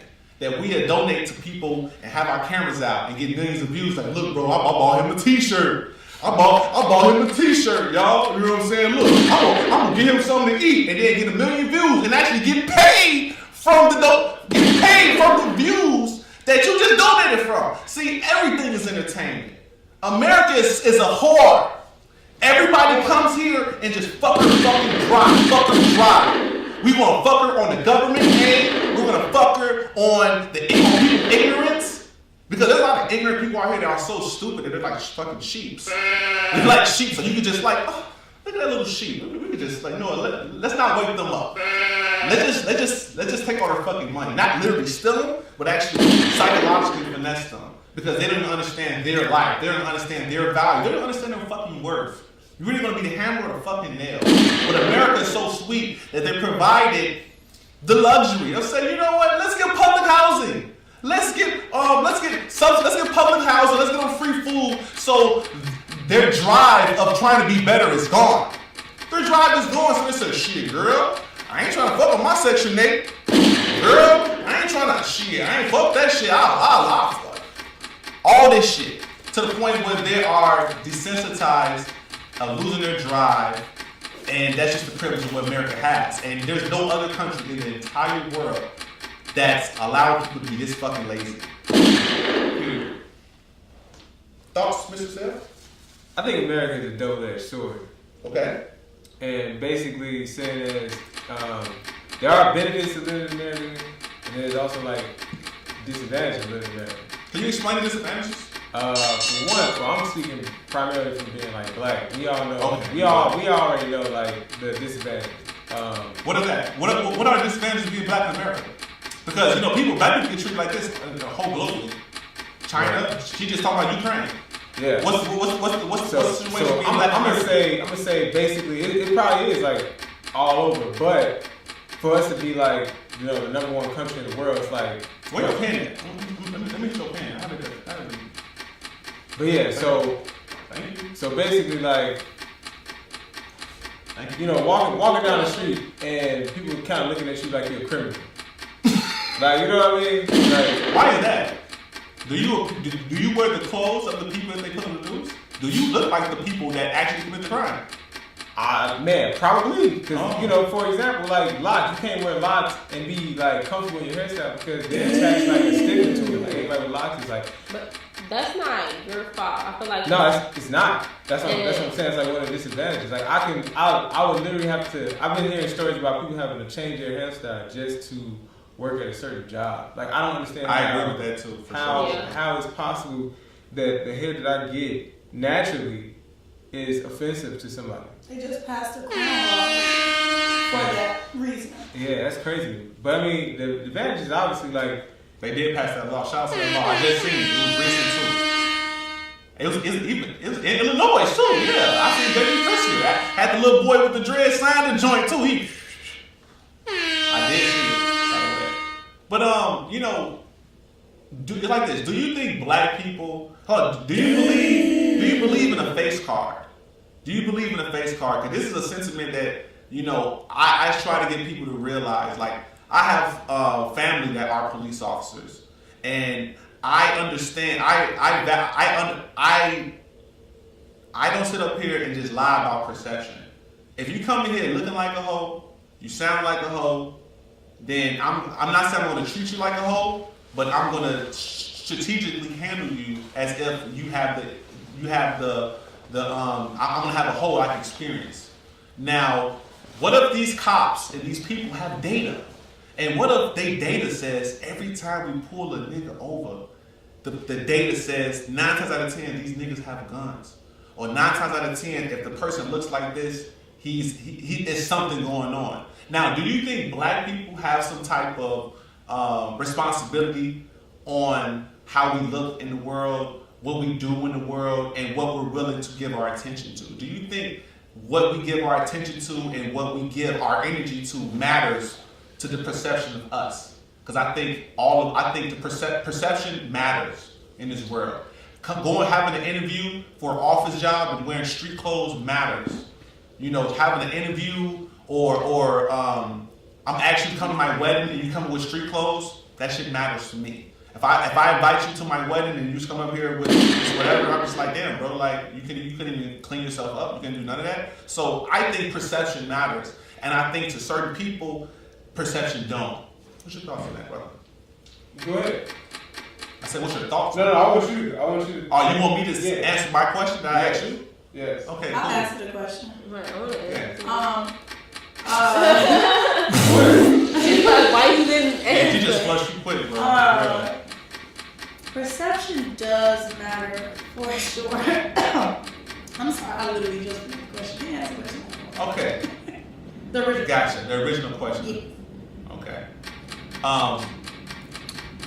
Does perception matter should perception matter to black people in regards of what they say, what they do, how we look? Because obviously media is considered a weapon to persuade the perception of a certain group of people.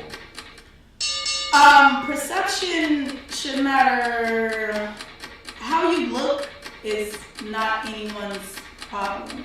How you act, yes. How you look isn't anyone's problem. Like you just said, if somebody comes to your wedding, if you don't have like a dress code and they come as they are, they came to your wedding. You know what I'm saying? Like that matters that they actually came. It don't matter what, you know what I'm saying? Because now it's like, are you worried about the person or are you worried about the clothes that they have on? The person still came, appreciate you, showed you love, whatever the case. Okay. But I understand what you mean by what they have on. So Now, I'm sorry for cutting you off, beautiful. So you're saying the attempt matters, like Exactly. the attempt. Exactly. Of Now, trying matters, basically. with the street clothes at the job interview, if you don't know, you don't know. You still came to the job interview because you know you needed a job. A lot of people might not have the means to look a certain way at a job interview, but they know that they need the money, so they're going to still come, you know what I'm saying, and present themselves. But the way you talk always matters. Like code switching is so important. Like, I think it's like me. Before I pass it on to you, beautiful. Myself, I have been self-employed for years. You're in my office. Sil has been self-employed for years. We have employees, and we have interviewed individuals. And a lot of people don't get a chance to see that other side of being the actual boss than from being an actual worker. And we have to understand that data matters, perception matters, and I have opportunities, and Sil had opportunities that we gave people chances instead of judging them. But sometimes the data doesn't lie. Like for example, Sil can contest to this. A lot of times we ask women to come to our show. And not this show, but like we were telling you before, we do the weather and stuff like that. So we try it probably 3 or 4 girls that come through here every week, you know, by us meeting and us showing them, and we set it up different, like on the green screen. But at the end of the day, a lot of women are easy to just. It became extremely common. Like none of these women know each other, but their habits is extremely similar. Just like how all the black people might not know each other, but there's still some habits that are extremely similar. You know what I'm saying? In a situation, you'd be like, damn, these things don't even know each other. But at the end of the day, they act like they do. You feel what I'm saying? So, for example, Sil, talk about that. Like how, you know, you would talk to a girl, you'd be like, hey, man, come to the show. You know, thank God she's a real one. She's a real one that popped up today, you know, thank God. But it happens. So, what you want me to elaborate on? Oh, my God. Sil, you didn't even drink. Sil has checked out. Nah, Sil. go ahead. Tell me. Women you have experience. We talked about this yesterday or earlier today. The women that you have been talking to over the last year and a half or 2 years, and every time we try to bring them in here, they always experience of going ghosting people and saying that, oh yeah, I'm gonna come and be there and let you know, and all of a sudden not respond to your text, stuff like that. Elaborate on that. Yeah. Okay.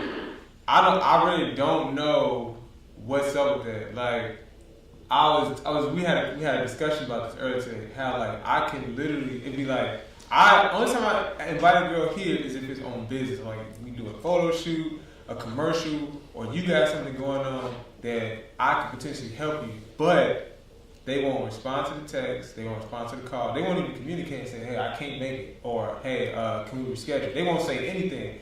And I'll be confused because like, okay, well, I'm not trying to approach you on anything romantic. I'm literally just trying to network. But you're ghosting me on a business level, and that just makes me question like their business ethic. It's like, how is that possible? But wait. Okay, that's it. On the other side of that, it's like, okay, I guess on the romantic side, it's still like the same thing, and it can be like the same way. Where like I'm not like doing nothing where it's like, dang girl, you think it's hell? I want to invite you to my place, like explicitly like that. That's right. No, hurry up. Literally not preach. It can literally be something that's like, man, look, like your style, man. I want to know more about you because you know you got a unique style. We might not have time to talk in this moment.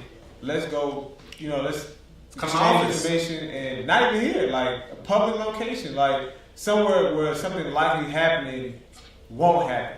Well, you know, we not gonna sit here and act like all those women and kids wasn't going missing. But what is that based on? What do you mean? Because okay, you're saying that, and I get what you're saying. saying, but it's like, is that how people think about business that they can potentially come up missing? Yes, because I don't know you. So how do you? So what if? No, just tag me in whenever y'all ready. I don't know, see, I'm telling you out. It's telling you out for the count, man. Like, and it might not be fair, but that's realistic. Like, we have, like, I personally know somebody who I like was living and breathing in my life, and they came missing. So that's scary, and then to see all of these terrible things happening to people. What's her name too, by the way? I think you told me that. Kiara Cole. It's like, oh my gosh, I hope she is okay, and I hope she comes home. Yeah, shout out to Kiara Cole who's listening right now, man. If y'all know anything about Kiara Cole, make sure y'all hit up here. Kiara Cole's is Set up your local police department. Yeah, Kiara Cole has been missing for in like Chicago 5 years now. For like 5 years now, and she has been in the news several times talking about. And people, her family is talking about this is unacceptable. She was actually a mail carrier. There we go. She was a mail carrier, and the last time she was seen was on camera delivering mail. Allegedly, her mom says it's not her. Her mom at first said that was her because the police told her that. But she came out like maybe 3 or 4 years after she was missing, and it was like, that's not my baby. Wow. Continue. And then let's not forget the Kanika Jiggins case. Like, a bunch of good stuff going on in the world. Yes, ma'am. Tag. Okay. So with this, I can understand this so freaking much. Now, me being a woman, I used to think all niggas want to fuck and all bitches was hating on me. So if a woman was reaching out, it was on some, work. But every time I would work with a woman, it would always fail because I just bitches had it coming, right? And then with the guy, all depending on who you are, you know what I'm saying, your status or whatever in Chicago or wherever I'm at, it's just like, nah, that nigga trying to fuck because I don't know him. Like, who knows him? You know what I'm saying? Like, that's a right. And when I let that self-entitlement go, because that's self-entitlement, it's just like, who the fuck are you to think? Who the fuck are you, right? Right. So, communication is telling the person, no, like, I don't want to do this. Like, no, thank you, I don't want to do this. Instead of ghosting them, like, ghosting is just so immature. I wouldn't even say immature because sometimes people be busy and so they may have like a lot of messages and shit. Like, that's true too. Y'all be lit. Yeah, like, y'all DMs be lit. Y'all personal messages be lit. Right. Every platform y'all exist on. Be lit. Exactly. So it's about you be like, oh dang, they DM me. They still that DM. is about what you want to give your attention to. Yeah. So if you're not really focused on what this person wants you to do, and you're focusing on what you're already doing, it's just like, I'm gonna ignore it because for now, and I answer it whenever. That's how I used to think. What if he had a blue check mark? Definitely answering right away. Yes. Oh my God. And that's because of power and influence. That blue check, Exactly. that blue check mark means value. But even if you don't have a blue check mark, if you got a following, if you got people who keep saying his name, even if you just not on Instagram, and you just got people having word of mouth, that matters. Like Charles Gibson is killing the photography game in Chicago. Like he's the most talked about for anybody that wants something. I don't even know who Charles Gibson is. I feel like I do. You've seen his stuff. You've seen his work. So now I gotta ask you this. Yes. So does that reduce the chance, the likelihood of somebody who got a follower to be like less of a creep or a perv? No. Okay, it's two ways to that. It does not lessen at all what he could be, but unfortunately, women do be more trusting of those people because we feel like they're a public figure. Everybody know about them, so we think they're going to have more social responsibility. No, and that's not always the case. No, but this is my opinion. No, Charles Gibson. Look, this is my opinion. He's a black man. My opinion on doing that. Women just want the safest route. You know, they really. It's like they like. Look, if you ain't the guy, then I'm not treating you with the highest level of respect. You feel what I'm saying? It's like, yes, you get a blue check mark. Oh yeah, we're responding. Yeah. You pull up in the bins. Oh yeah, we're responding. Yeah, he got the money. You know what I'm saying? You fine and you fresh. I'm responding. You know what I'm saying? So it's like terrible because that's so bad. Because me understanding as a woman going through that, those being in a Beamer or whatever, and that man not not even paying attention to you. He's watching other women, which is fine, but you know he's not doing what you thought that he was going to do. Yeah, he's not and the person that you're like looking away from is doing exactly what you want to do. It's crazy. Women, we're crazy. So another Yeah, we question: are. how can somebody, like, let's say a new photographer trying to start out, and he was like, I need to photograph these women to get my experience up. How does that world look for him if y'all looking at him like, nah, I ain't gonna fuck with him because I don't know him, I don't trust him. He ain't got that many followers, he ain't got no blue check mark. How do he extra regular. How do he find success? Does he have to like? He gonna have to ask his friends. If he got friends, he's literally, because my homie does photography and he asked me because I'm his friend and I'm a model. So I agree. ask the people that you fuck with around you first before you start reaching out to women. No, I'm not saying that that's you should definitely start with your search for sure. Yeah. They most reliable. But that can only take you so far. What happens after that point? Because your friend, if you trying to really get You're gonna have to go through those no's to get a yes. That's literally just what it is. So pretty much what you're saying, it's still possible, but just like a more likelihood of them telling you no based on the fact that you could potentially be this, or I don't trust you. You know what it sounds like? This is what I think she's saying. She's basically saying that, look, you should already know how this is gonna go. Like, don't expect to be treated like something that you're not. You feel what I'm saying? So it's more like, That's not what I said. okay, it's not exactly what you said, but that's what I think you're saying. No. So, What okay, so what are you are saying? What are you saying? What are you saying? Thank you. That's what I like. Okay, here you go. Go ahead. What I'm saying is keep asking. Don't stop because a woman told you. Don't get discouraged because a woman told you no. Keep asking. Go through the no's to get to a yes. No, that's not simple. Like if you're trying to ask the same girl, exactly ask different women. If your eyeballs don't recognize real, then I'm gonna let you keep looking at what you're looking at. It's like for example, I am a successful individual. I'm gonna be totally honest with you. There's a lot of people that I meet that their eyeballs don't recognize. See, certain people need revalue value. Certain people, they will treat you and say certain things, and they have this psychological level of value that is so mediocre, so poor, that they don't even understand who they're talking to. Literally. You don't even understand that people don't care about none of that shit. None of that shit matter. If they don't know you or care about your quality, none of that shit that you said matter. No, they don't no. They don't know. It only matters to the ones that like this. What I'm saying is how the people that do what I just basically said are the people that's actually out here winning. The people that are here that are moving the way that you're saying they're moving, they're lost. Like I don't know the type of people that only came up dealing with people that is only for sure. You feel what I'm saying? Because at the end of the day, who said that though? No, what I'm saying is if you're only fucking with people with blue check marks, or you're only fucking with people that you can literally value their success already, then how successful do you think you're going to be? You think the majority of people that are successful now or came up because they only fuck with people with checks? They only fuck with people that's established? But what that was You the didn't question. hear that wasn't the question. The question. What's the question? What we thought that you were asking, or at least what I thought you were asking, was that if a dude has a blue check mark, are you more likely to talk to him, and are you more likely to trust him? That was the question. That was the question. What you said was definitely what nobody else said. No, we spent that because we've been talking. We flipped that whole sentiment a couple times. Right, and then we ended off on what he said about still asking women. Asking what?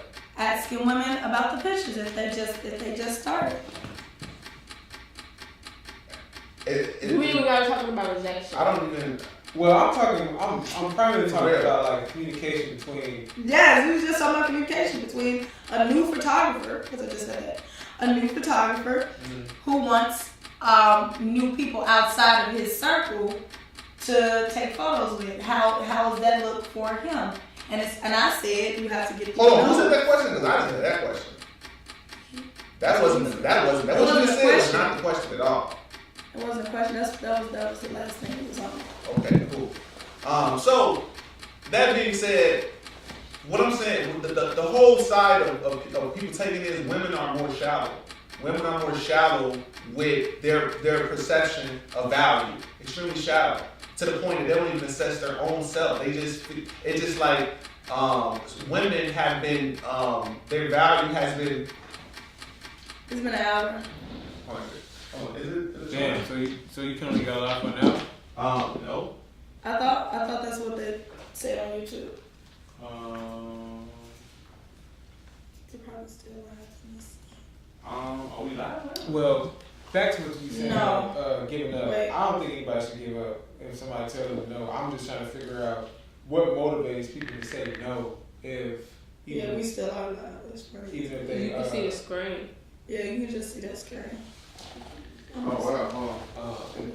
even if they just present you like, hey, I'm just doing this. But apparently, like you said, that it's about trust. So if you got Your camera's off. You got That's what happened. battery probably died. Yeah, your camera's off. We can see something. So they can still hear us. Yeah, that's because there you go. Cool. Now we're back in it. Yeah. Well, So we're looking at this camera. the phone. Yeah, we're back in the house. There we go. Cool. But Yeah, we're back live. that's pretty much what I was just trying to figure out. Like trying to clear up like if somebody's starting out and they reaching out to all these people and they telling him no based off of the possibility of him being a creep or not communicating, just showing him that respect of just saying I can't make it. That's what really Them I'm trying to niggas figure blue out. chicks be creeps too though. That was my Here's point. another thing too that I want women to understand and women like yourself to understand. What I want you guys to understand is that the game has been rigged for your black men, because both of y'all was born from black men, in my opinion, based on men were your fathers, black men was your fathers. Okay. Oh, we came out of vaginas, but I get what you mean. Okay, you're right. Yeah, I definitely wasn't born by. You wasn't even born by a black man. All right, so basically, what I was saying was that a black man was a part of your conception. Like you wouldn't exist without a black man. Yes, so sir. okay, here we go. He wasn't born. Oh, I didn't push him out, but I still couldn't exist without him. Okay, let's continue now. All right. Basically, what I'm saying is that the game is rigged, which means that as a black man that did business in construction industry, that did business in several different industries, not on the basic level either. I noticed that there are certain hoops that's required. There's certain favors that you need to get you to elevate. It's like no matter how much work you do, you still need help. And when I say help, I'm not meaning from an outside source. You just need likeness. You need good. You might have to be extra cool for somebody to trust you, to somebody to let you in based on your face count and the risk factor of people dealing with you. So what I'm saying is, if you beautiful ladies see hardworking black men like us that pay thousands of dollars to produce content that's out here grinding, that they're actually producing value from nothing and surviving. A lot of women don't even understand what that takes. So they don't even understand how we need to support black men like this. We need to support black men that's investing in their self to create something instead of putting their money into China, to beauty supplies, into corporations, and their attention to everything else, but not even the same men that are going to be their sons, the same men that basically are going to be the future of your opposite sex. You feel what I'm saying? It's like I feel proud to know that I have the opportunity to employ black women. I have the opportunity to have a platform for black women to actually sit down and speak their mind, and then I can still go out and work. Like nobody can ask y'all to go promote this. I'm going to promote this. I'm going to put my money into this. And you're a part of my success. But if it wasn't for a strong black man that actually believe in something through all the hoops and see all the tricks, because fuck talking about it.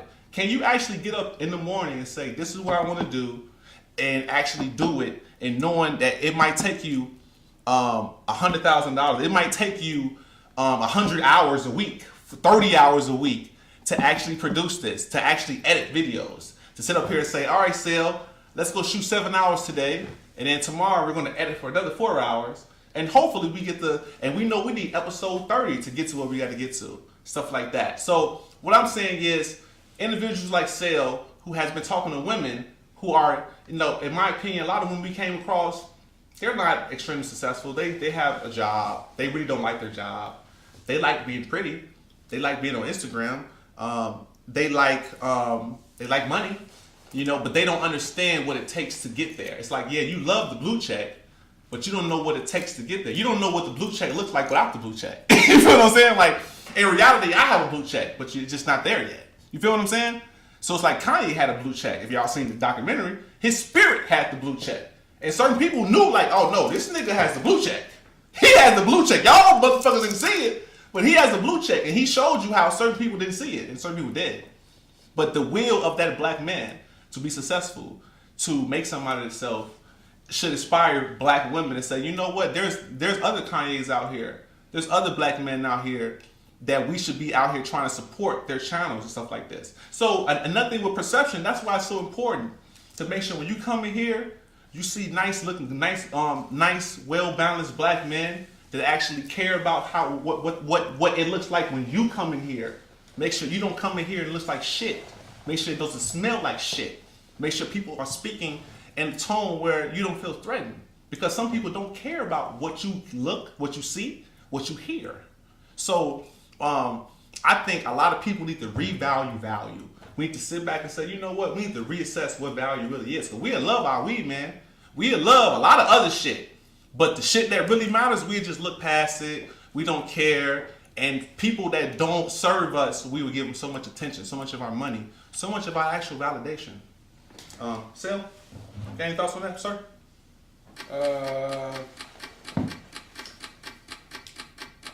Mr. Black Man? No, you said a lot, and I'm just reading. I did. I be rapping. I have something to say. All right. Let's hear it. Can y'all spell you for me? Wow, you. It starts with you and it ends with you. So Okay. you value yourself first. I'm not going to go around people. Like when he reached out to me, I knew I was going to be around him again. Like he's amazing. He's great. He's literally He is fantastic. amazing at what he does. So I value me to the point where I know who I'm going to go around before I get there. Like ain't nobody going to be just talking to me any kind of way because I'm not going to bring myself around that person. Now if I'm out with other people and they bring me around, like mixing friends together is a thing. And I didn't understand until I did it. Is it? Oh, fuck, that's a thing. Because you got your hood friends, you got your childhood friends, and Man, sometimes, like, you it got don't your stuck-up mix. friends, So- hockey friends. So then, like, that's, like, where you look at value. Like, do your friends value you? Or do the people you're out with value you to even bring you around folks like that? Like, but you have to literally value yourself first. That's what I think. Yeah, I agree with the self-valuation, but what I'm saying is it's about a collective thing. I was speaking about how black women should start supporting other black men that are out here grinding in the streets, knowing the circumstances. So we understand I'm you not going to value. support We you and understand. value you if I don't value myself. That's literally like, that's giving out energy I don't have. So you're saying the reason why is because they don't value themselves? Yes. Okay. That's you literally have to care Okay. about people. Like if it's a Okay. certain time, your stream So So on you a think certain time. okay? So you think women that get up and go to work and invest hundreds of dollars on a lace front, invest hundreds of dollars on a nice outfit? You think they don't value themselves? No. You think okay? Why Value doesn't come from okay, material, what's it the comes most from important thing in within. the world? What's the most important thing in the world right now? What's the most important thing in the world? The most important thing in the world Yes, your opinion. is myself. Okay, my most important thing in the world is time. That's time that you put into your job, time you put into whatever. Everybody don't believe in time. A lot of people give their presence, your time, your presence. It's like you being in jail. You can go in jail, you're gonna love your time. You're gonna love your free time. So your presence, your time is worth so much, and women go out here and work and make $1, and they choose where that dollar wants to go because they gave their labor, their time to produce that dollar. Okay, and when they take that dollar, Because they had to. When they take that dollar, what do? They spend it on themselves, right? It's okay. They spend it on themselves. But at the end of the day, your time is money. Okay, the time is money. You could be anywhere in the world, but you're here with us. Thank you so much. I appreciate that. But your time is money. But what they got to do with valuing you? If you feel like I ain't worth the time, then I'm worth the value. Exactly. Correct. Exactly. Them going out to You don't go to think work, women spend time where they're not benefiting financially? You them, think but women no, pick your and choose where they example spend their doesn't time? make sense though. Your example doesn't correlate with what you said. Why you say Women that? going out and putting on lace fronts and stuff. Correct. That's for them. That's because they value themselves and they value the materialistic things that they got Okay. to look good. Okay. They don't have to value you and the things that you put time into. They don't have to. Now going to work. Well, have to. You don't have to do anything. So if we're gonna just talk about, you don't have to, then don't nobody have to do anything. That's just like a dead. No. That's a dead conversation. We're not talking about, well, they don't have to. Of course, don't nobody have to do anything.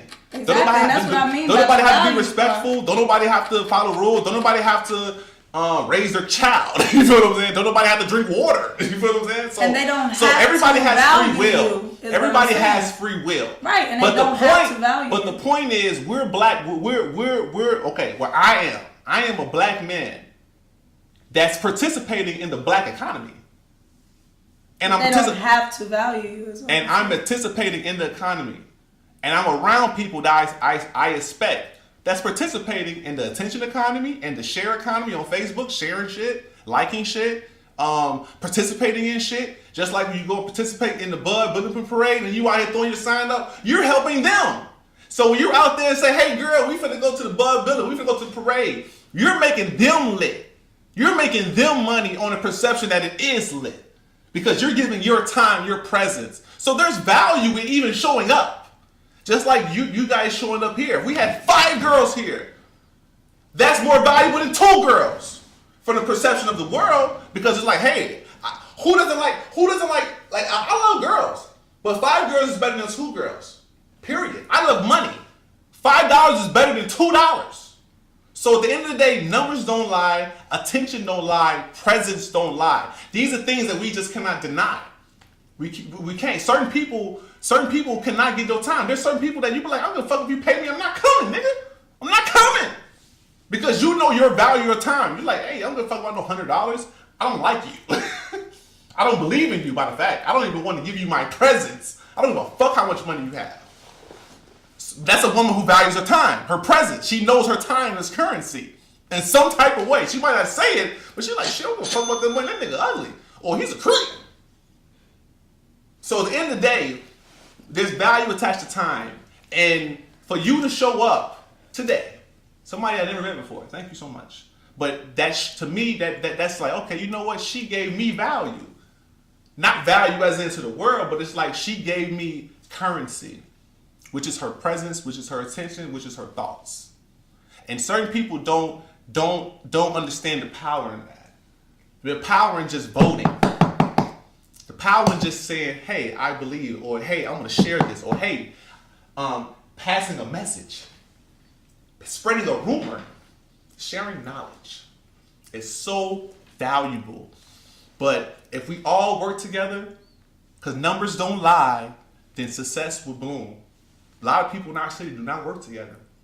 A lot of people are just doing their own things, working their own ways, and everybody wants to be somebody. You know, thank God for me and Sale. Sale had his own situation going on. I had my own situation going on. We brought bosses to the table, and only 2 niggas survived, me and this nigga. Everybody else was like, this is not a good investment. I don't know. And we've been here for almost 3 years. You know what I'm saying? Just working together, doing whatever we have to do, despite our regular lives. And at the end of the day, we need more women just like you guys that say, you know what, I'm pulling up. Let's have a conversation. Let's see what this is about. I ain't afraid of black men.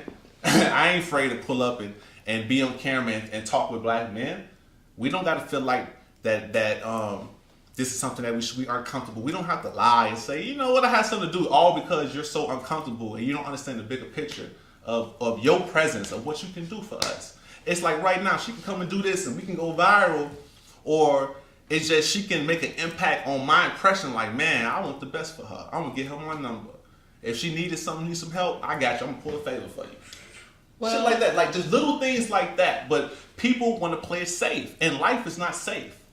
Even the niggas y'all choose is not safe. Just because they look, oh, it looks safe. He got a blue check, he's safe. But in reality, time is like the moment is so the moment in time is so unusual and so undetermined, but the material is. She could look like a freak, but she ain't no freak. I seen women that I'm like, she look like a freak, like she gonna suck a dick. You fit this bitch, she's like, this bitch don't even suck no dick. Blow you all the way. And then you wish you was fucking with that other chick that whole time looked like she wasn't no freak, but it was a freak. But some niggas don't have eyes to see. But as I got older, I started realizing, you know, like freaks don't gotta look like that. Freaks ain't just because they're like a freak. Freak look like this sometimes. You feel me? Hey, a rich nigga a rich guy don't have to look like this. You don't have to have that biz. A genius don't have to have this. He can look just like this. Somebody that's a good person, or somebody that's gonna be something, he don't gotta just look like this. Why you gotta look like though? No, the world evolves. People used to fight with guns. With knives. Now we have guns. People used to be on horses with arrows. That's, you know what I'm saying? Now we got gunpowder. The world is going to change. People are going to evolve. But I just feel like that, you know, this platform, man, is intended to get closer to bring women and men closer together. That's what I want to do, as far as understanding each other. Because I watch a lot of this shit that's on the internet, and y'all probably watch. It's useful, but it's so sometimes counterproductive. It really is, because it just exposed how far apart our people really are. And it's pretty sad sometimes. You agree? Think about that? I got a question. Oh my God. Go ahead, man. My God, bro, you be getting your shit off, man. My bad, man. I be on my Martin Luther King shit, man. I respect it, man. You got a lot of knowledge, man, but you gotta give the ladies a chance to like chime in, my nigga. I was like, I thought you was going to at least get it. Like, I didn't know it was that long. Like, I swear to God. Was it really? It was like a funeral eulogy, like your my favorite. nigga, Hey, look, I'm hoping to give me a hug. Like, give this nigga a hug. This is TED talk, bro. No, I feel everything you saying is like it's real shit. Because we're grinding, Sal, and we see a lot that people don't ever see. We definitely working hard, bro. Motherfucker worked for the same company for 30 years, and it's so common. Ain't never seen how it looked to be grinding. Never seen how it looked to be really hustling. No, hold on. Never.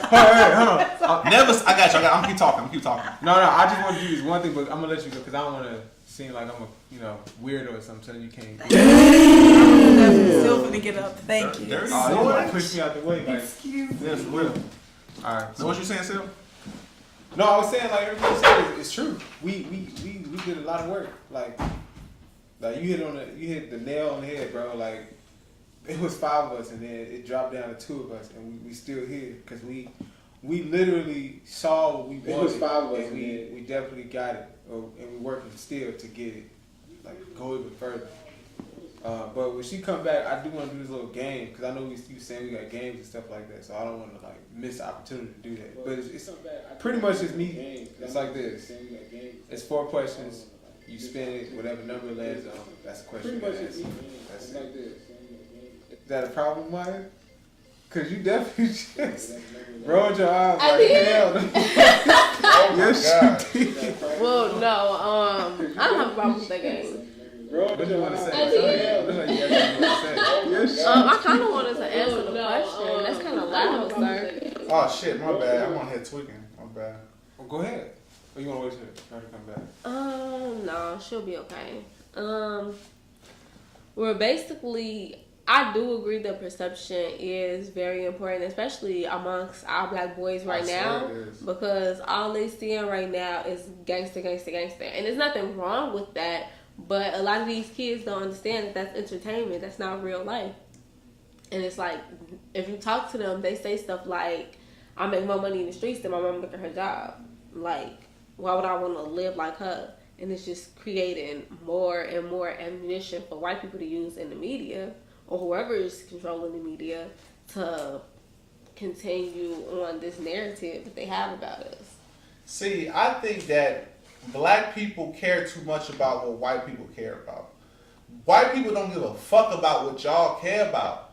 They say, no, nigga, this is what it is, and we still gonna do us. I think black people are extremely emotional, and they get triggered the most.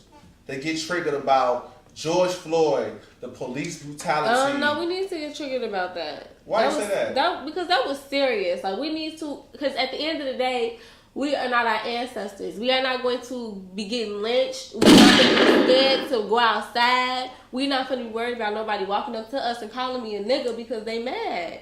Like, I think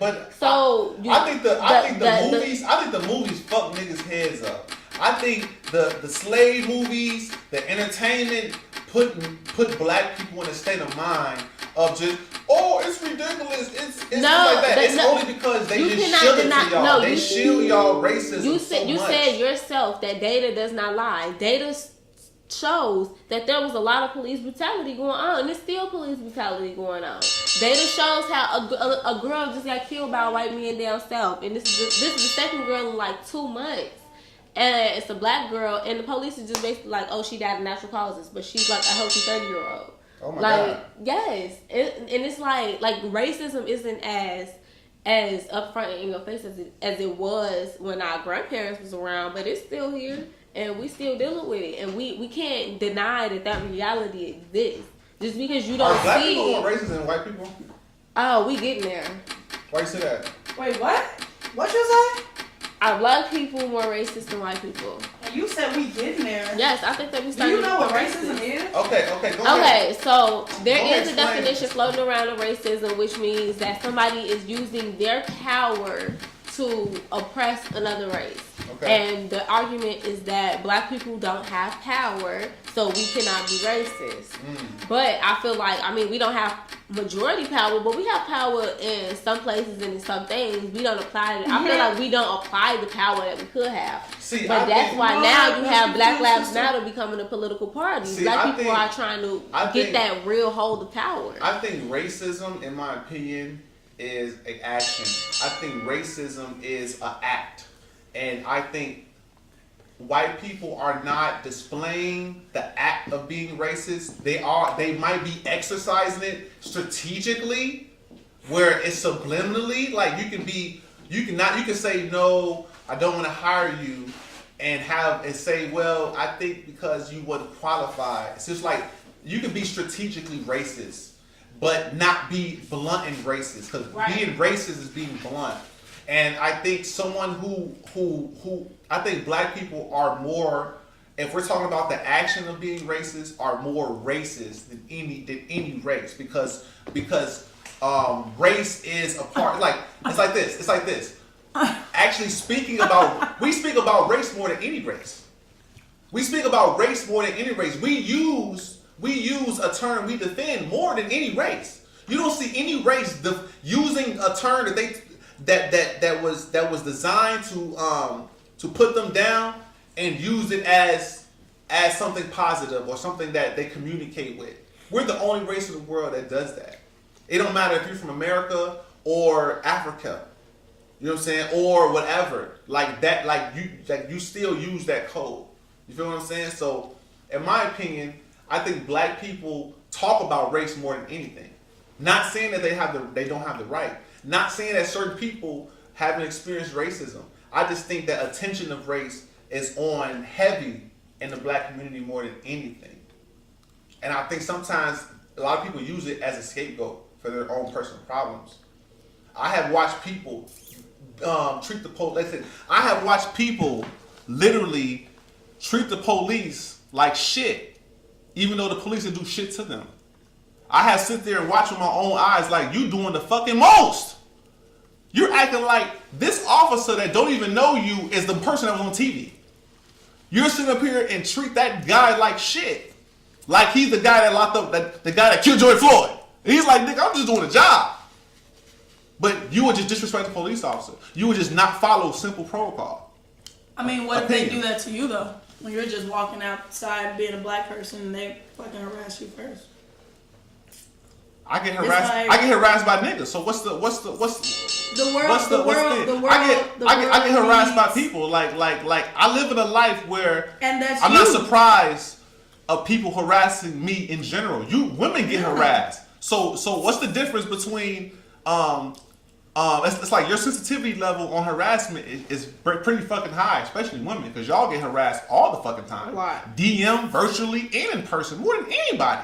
They say that the black woman is the most unprotected woman person on earth, and I can see that. I can too. I can really see that.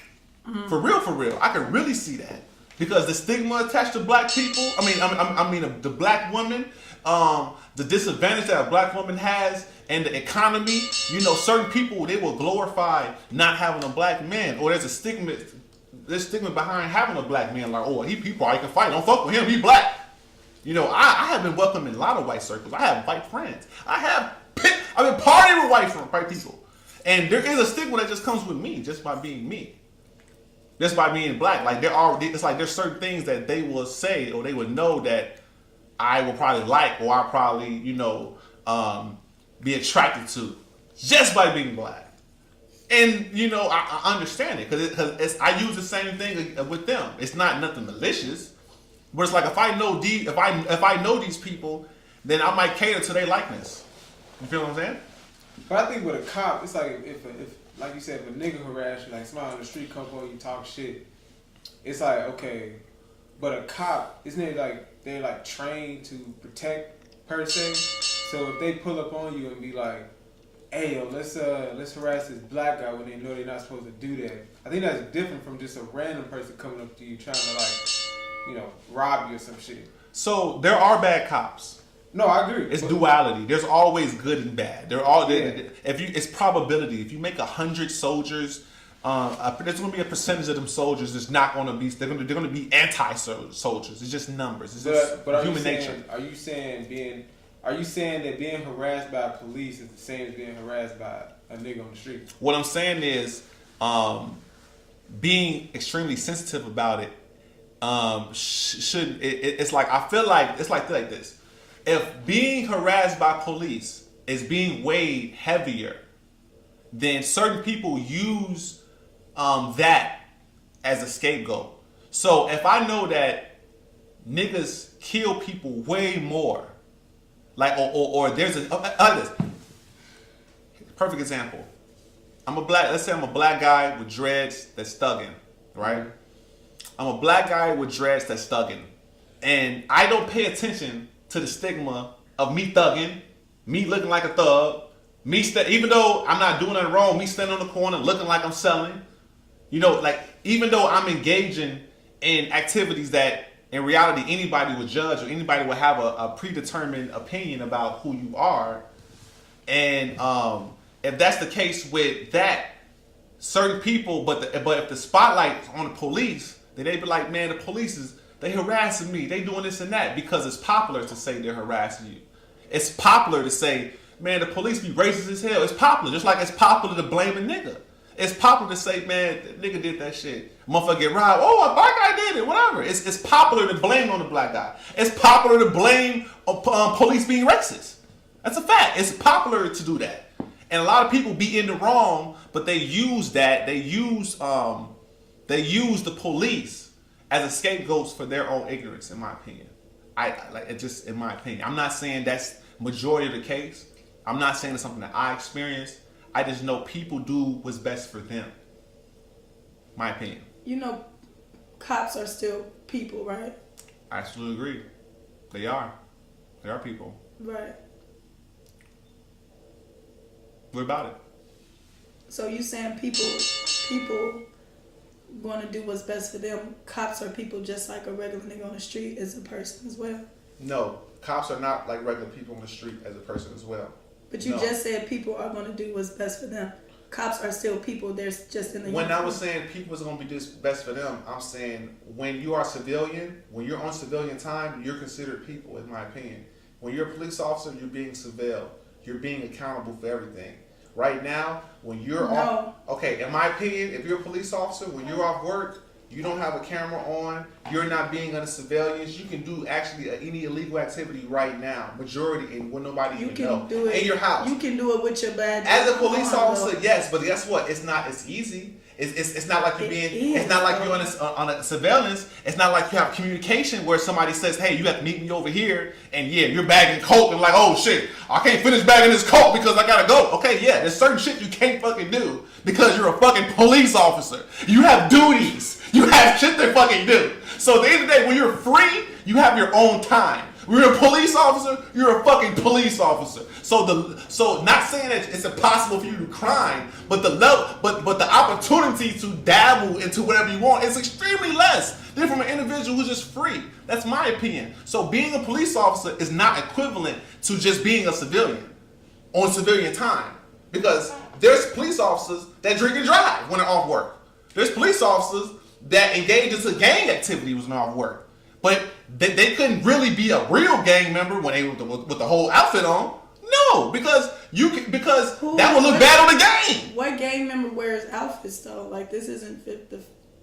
You said what? You said what? Gang members, they don't have outfits. Have you heard of OTF? Have you heard of OTF chains? Have you heard of OTF clothing line? Have you heard of people cocking their hat to the left? Have you heard of people just wearing hats with 5-point stars? See, we're from Chicago. That's not an outfit though. No.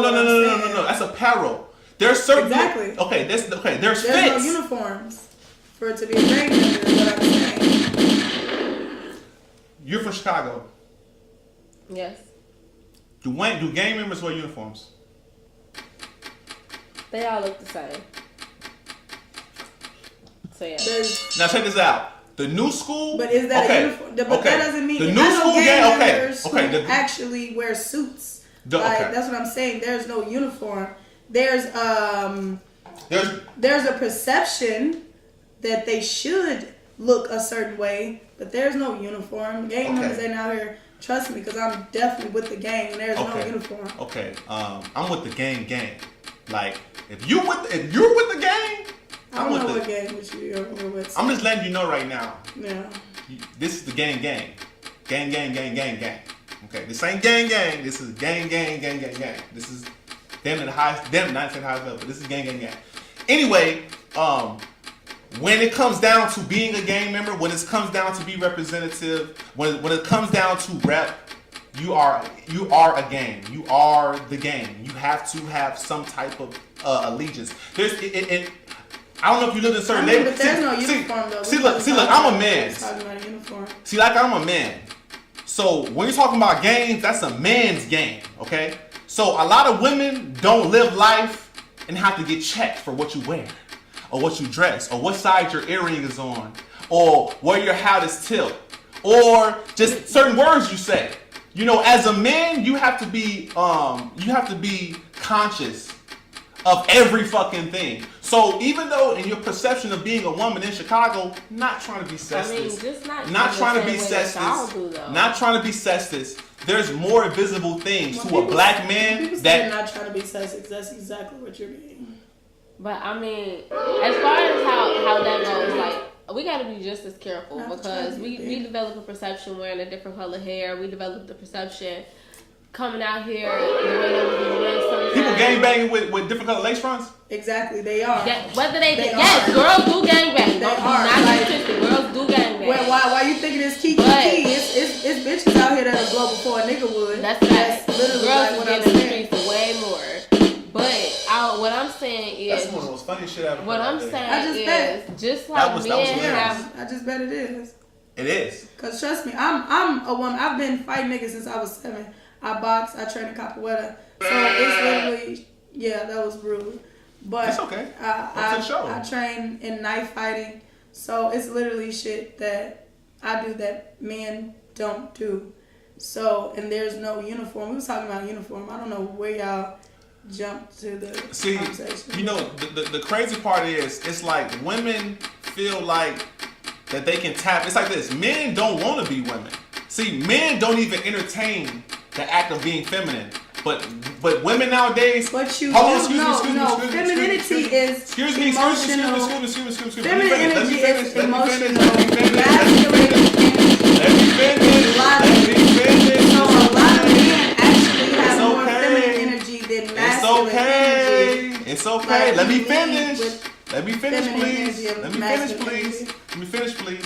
There's a lot of men that don't even entertain being masculine. Okay? Game is subliminal to war. Okay? In the beginning of this is a modern thing, but women are actually want a war. See, when you telling me we have gang banging wigs, that's showing you how masculine. Oh, she said that. No, okay. She said colors and you said okay. You was backing the perception of women gang banging. All right. Now, at the end of the day, the simple fact that but it sounds like you guys are agreeing with the narrative of women gang banging shows you how far we have came. Because gang banging means war, repping the set means war, having a stance, taking a side means war. There's never been a time period but the modern age where women is conducting war and being on the battlefield. Black Panther is definitely black women on like. So what was the kids? What do you mean? Where's the kids? Do you not know that it was you women on you said Black Panther? Yeah. What's Black Panther? A movie? A fictional movie? The Black Panthers? It was women on Black Panther. You're talking about the movie, right? No. Okay. It was women behind their men. And what were they doing? What do you mean? What was they doing? They was right there behind their men. And what were they doing? What are they doing? They were on the battlefield with their men. What are they doing? What are they doing? What are they doing? So you saying there was women blowing down police officers? No, just explain to me, because we can. Black Panther, they wasn't even blowing down police officers. The Black Panther was not shooting police. Was not at first. They was for a peace, not at first. You know who made the Black Panthers, right?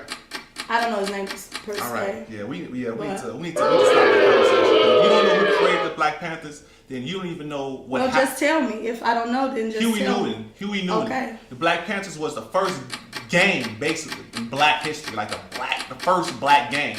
And the reason why I said it was a gang is because they had their colors. You know how we had the Bloods, the Reds, and stuff like that. The Black Panthers were all black, and they had laws, they had rituals. They Huey Newton was actually in an Ivy League school. You feel what I'm saying? He was a highly regarded graduate, and some people said he worked for the CIA. Some people said that he came from the CIA because he was a light-skinned guy and that was extremely intelligent, but was able to organize one of the biggest gangs in history. You know what I'm saying? So, but the point I'm trying to say is that, during that time period, black men had to police, black men had to defend the existence of our children and our women to not be discriminated. Women had to get on buses. Women had to live life. So certain women clean, but the men was literally the defense, the field. The field, literally, the wall. If the men died, it's over.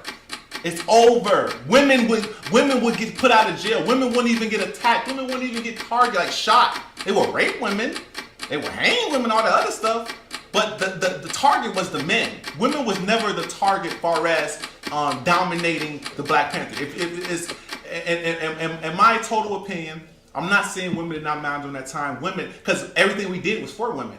Everything I do right now is for women, period. I have a daughter. I have a beautiful daughter. I love my mothers. Some of the most important people in my life are women. So everything the Black Panther did was to defend our legacy. Because without women, we have no legacy. Without our kids, we have no legacy. So they was out there defending our future. Because they tried to take over our future. They wanted to take our narrative. They wanted to control us where we didn't have an opportunity to create a future. That's what they did. And that's what they stood for. Shout out to Fred Hampton. That's my boy in the interview. So, My bad, y'all. I'll be in my whole little I picture actually back. learned something. I appreciate that a little bit. Yeah, that's a real thing. That's the first ever game that ever existed. PvP. Well, I just learned about Huey Newton. I didn't know that I didn't know all of that about him. Absolutely. I thought it was created by Malcolm X. If I'm honest. No, it wasn't. It wasn't created by Malcolm X. Malcolm X was actually a gangbanger as well, and he was actually recruited by Elijah Muhammad, was the person of the Nation of Islam, Farrakhan. Wow. Yes. So Malcolm X was not Black Panther. He was the Nation of Islam. Okay? Well, I knew that. So he wasn't Black. I don't look at Malcolm X as a gangbanger. It's for our people. Yes, it I was. stuck with Malcolm But X. when I say gangbanger, I mean that he was a street thug. That's what I mean. He wasn't somebody that was leading people. He was somebody that was in the streets doing things to make money, basically. And then Elijah Muhammad changed his life, and he said this. He really took him in, cleaned him up, and used that energy that he was using to do other things and use it in a positive route because he had backing.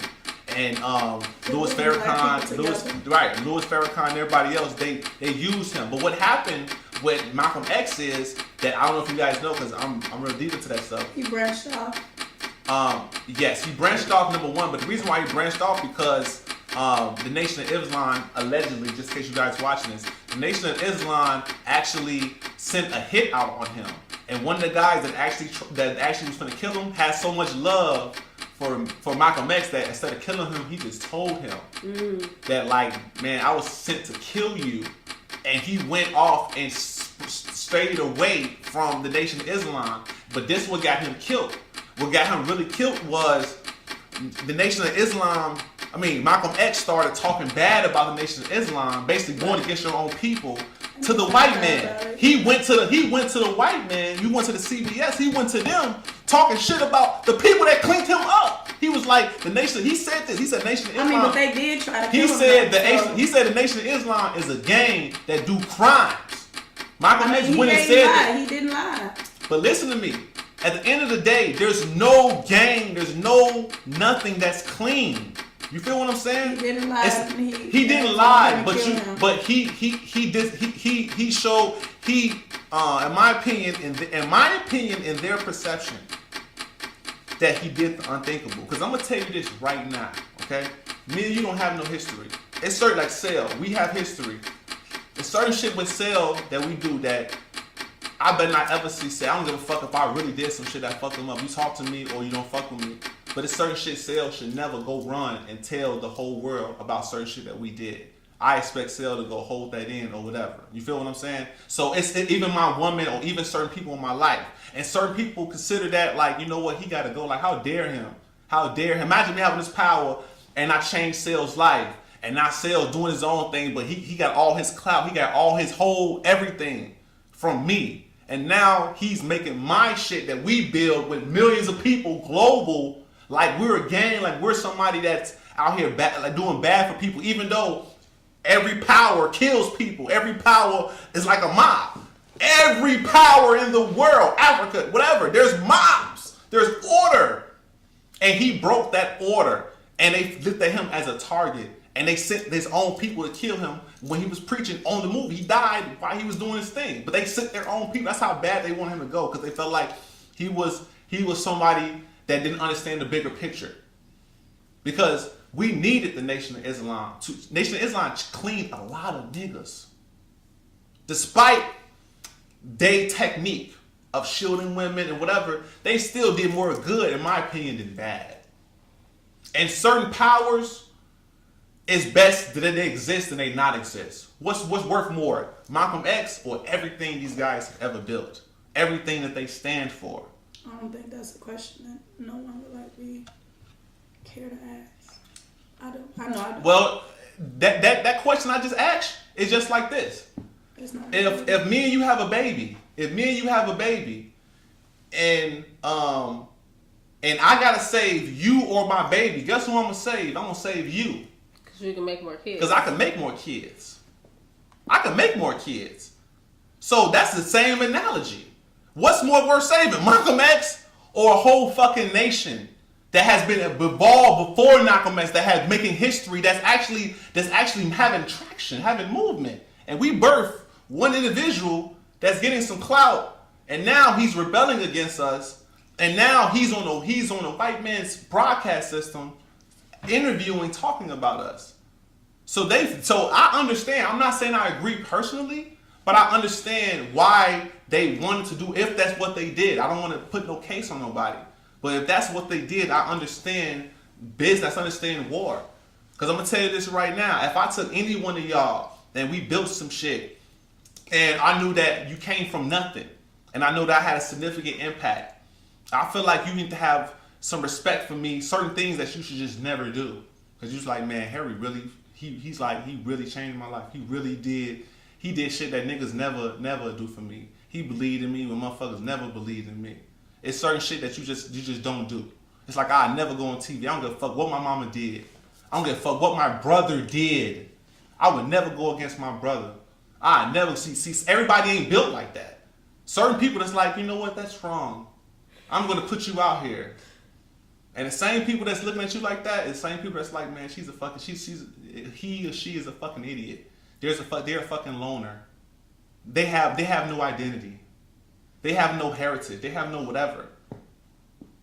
You know, certain people go out here in war and know they're gonna die and not come back. What type of spirit they have to know that I'm like imagine if we in Ukraine. Real talk. Imagine if we're in Ukraine, because I'm pretty sure you guys seen footage. I'm not imagining that shit. Well, I seen footage, and imagine if you was in Ukraine. We seen footage of people actually living in their buildings and actual things flying through the window. And imagine Maya, me and you in the condo, we live in life, and we see people actually invading us, actually terrorizing our community, shooting. Like imagine if we was living where we're getting conquered, and I told you, baby, I'm finna go fight for us, because you see in real time that shit is really happening in your life. You will look at me like, man, baby, go do that shit, because they do us dirty. Look what they did to our house. Look what they did to our people. You will have a sense of entitlement. You be like, nah, this is our country. No, this is our land. We built this. My grandfather was here. Certain nations, when they get taken over, they take their history away from them. There's certain countries that get conquered, they destroy their entire history. Imagine if you was a king at a point in time, but your country was conquered, and no one ever knows unless the people who was actually alive. Because they destroyed your history. It's called book burning. That's the type of life we live in. They're doing book burnings. The United States is killing shit and destroying shit. Because whoever controls the narrative controls the world. Whoever controls the first, like the rumor, like the person who can spread the rumor the most, that's the truth. There's a lot of shit that niggas said, but it be live like a motherfucker. Maya, we seen it. We seen people lie on me on social media in front of thousands of people. And we know the truth. We're like, wow, these motherfuckers is lying. But that just show you how the world thinks. And I experienced that. See, everybody can talk about whatever, but if you don't go through this shit, it just hits so different. Imagine being famous and like you know your truth, but like the world is just completely lying. To the point the people is lying. The comments are lying. You like, you motherfuckers don't even know me. But you still want to put your opinion out there, right? Because what somebody told you first. You feel me? Damn, man. See, my ass be going forever, man. I be everywhere with this shit, man. I'm for real. So you got any thoughts on that shit, man? There's a lot, bro. I was just about to say that was so much. Yeah, my ass be on my Luther King joint. So hey, look. So hold on. What time is it actually? That's 11:30, man. We've been doing this for a while. Want to make beats? No, I don't. Okay. Okay. So look. All right. So we're gonna wrap this up because the drinks. We got some final thoughts. We're gonna have one more topic. Then we're gonna do some final thoughts, and we're gonna wrap it up. So the final thought that I want to say, since this is cryptocurrency related, What happened to the game? Oh, I'm sorry. Right. Damn, my bad. Sale. Yeah, let's do the game instead. What's the game you had, man? Let's go. What's the game you had, brother? Sale, you gotta speak up. Oh wow. Here she go. Don't start with him again. All right. So hold on, bro. Yeah, you good. Go ahead. You good. So basically, I'm gonna have y'all roll this right here, and whatever number it land on, it's gonna be a question. You just gotta answer it. Oh, that's It's cool. a random question. I like that. All right, so go ahead and give it a flick, Flicky. and then just let me know what number it land on, and I'll ask you the question. 3. Oh, see, look, that number. There go that number, dude. All right. Come on, Sel, be louder, bro. What would be the title of the book about you if your worst enemy wrote it? Say it one more time. One more time. What would be the title of the book about you if your worst enemy wrote it? That's for you, Yoshi. I mean, yeah, because you clearly This bitch. Oh my God! That'll be the title. This bitch. That's all I can figure out. Why you say that?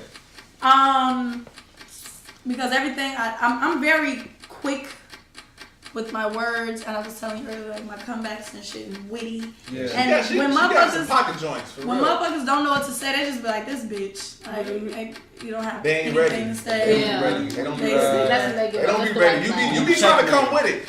She be trying to come with it. I don't try. But what did you say? She be trying to come with it. When you checkmate them, basically.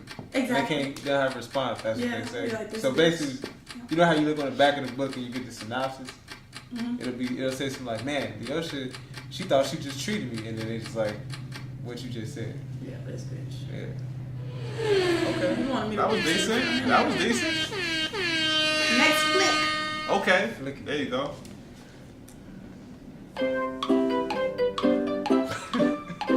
What you got, Maya? Nah, 3. Flick it again. See that 3? Ooh! It better not go to 3 to me. Flick it It again. better not do it again. Flick it again, cause No. No! It's the same question? What you mean? it's the exact same question. Oh, okay. Damn. Okay, my You bad. gotta wait for the commercial to end. Man, I ain't trying to wait for that commercial. I guess I ain't got no choice. Yeah, patience. It'll be Come over on, in a Sil. minute. Yeah. I guess you got to buy the real version. This time. That's how they be getting you. Right. There you go. You got to play a whole game, a whole level looking at us. They All right, do Maya, be what doing you that got? though. They do be doing that. Wow, 4. So close to 3. I know. It'd be funny if you came with it again. All right. What would people learn about you if they only could reference the things you like on Instagram? Damn. Damn. Wow. That's a good one. Wow. That I like bathrooms. Oh my God. I love Bathrooms. like bathroom mirrors. Oh my gosh. I like food. I got money. And I like to smoke weed. That's funny because mine would be noodles. Like, I Uh. love noodles. Like, if you go to my explore page, it's like always going to be somebody Shout out to ramen, hot ramen. eating noodles. Like, I just love noodles so much. And not just hot ramen, Japanese style ramen. Don't play with me. Okay. Is it my turn? No? It is. Yeah. Okay. Get you. Give it a whirl. Go ahead, bro. 3. I think Why? you So filled you your got- cup. It may not be It's 3. probably 2. I'm going to be 3. So close. 4. Wow. You want to spin again? No. What did it You say? want to answer that So you question? want the same question she just answered? Oh, no, hell no. That's the whole point of the spin, bro. Bro, it should be more than that then. If that's Yeah. the case, like 2 out We of just 3. Well, we gonna got the figure out more perfect questions. numbers We just gonna then. figure out more questions. Okay, 1. All right. So Uno mas. All right. What do people misunderstand about you the most? Damn, say that's a great one. And keep it short too, by the way. Thank you. You're welcome. Thank you for reminding me because I need to hear that. 'Cause You know how like back in the day, cell phones had minutes, nigga. and you had once you out of minutes, that's it, bro. Niggas, niggas would have been like, nigga, you pay for that bill. You ran all my minutes up, nigga. That shit was expensive too. I swear to God, bro. It was like $30 or $40 for like you ran all my 200 minutes, bro. I remember that, bro. It was like 200 minutes, 300 minutes for like $40 minutes. Can you pass me the alcohol, please? Yeah, which one you want? That one. Alcohol. Yeah. So, all right. So, ask me the question one more time, bro. One more time. What do people misunderstand about you the most? All right. What people misunderstand about me the most is that that I'm not. It's like, okay, this is perfect. Thank you for the universe really gave me that question for real, for real. Thank you for giving me the opportunity. Thank you for giving us the opportunity. Not a problem, bro. Thank you for being here. Yeah, absolutely. Okay, so You guys are welcome. so what people misunderstood with me the most is me being arrogant and me being aggressive. You know, I think a lot of times my approach will be perceived as aggressive, but in reality, it's just really passion. It's just passion for what I stand for. It's not aggression to the point where I don't consider your opinion. It's not aggression to the point where I'm saying you're wrong. It's more like this is just my swagger of communicating about things that I really care about. There's certain things that I care less about that you might not see that much energy, but certain topics, because I love conversation. That's how things manifest. You know, sometimes you need people to talk to or to just talk to people, and you will be surprised how many ideas will come out of that. You'll be surprised on what manifests through that. So I have been in opportunities where sometimes the best version of me comes in conversations and comes when I'm honest about the conversation. So yeah, that's what it is. People perceiving my aggression as arrogance instead of just me tapping into something that they don't understand. That's what it is. You could have booed that one. Oh damn! Boo! But you. Me? I got the buzzer. I'm the host. How you gonna boo the host? Like y'all gotta boo the host. Y'all gotta literally be like boo, nigga. You know what I'm saying? The people boo the host, not the host boosts the host. Hell no. Okay, so I guess it's Sale's turn, right? Yes, dead fellow. Come on, Sale. Or can you just go to the other question? Because it's like, No, his name is Denzello. Oh, I just said yes. come on, Sale. Let's get it, man. I mean, it's only 4 questions though. Well, 4 questions for that game in particular. Well, Okay. you pick 2 then. No, we already answered all the questions except one. No. That's the one I'm going to answer. Okay, sir. So, what's your biggest failure, and what did you learn from that experience? Damn, that's personal as hell. All right. I mean, just to be straightforward, it was not putting myself out there more. Like Being vulnerable? I guess you could say that. Prime example, when we was out selling, Being I judged? told you. I mean, Stop not so trying to much let judged. him guess it, because you throwing out answers. Yes, ma'am. It's just like, damn, yeah, I guess you said it. No, say what let you me talk. said. Let me talk. So basically, what I'm saying is, like, when we was out selling on, 53rd, pretty much. This is the first time I've ever was in a situation where I had to do something for my shit to survive.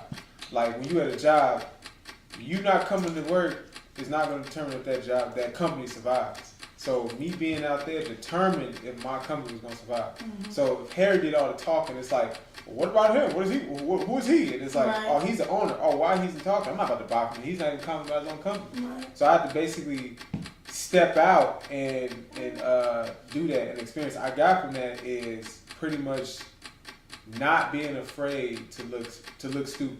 That's pretty much what I learned, and that should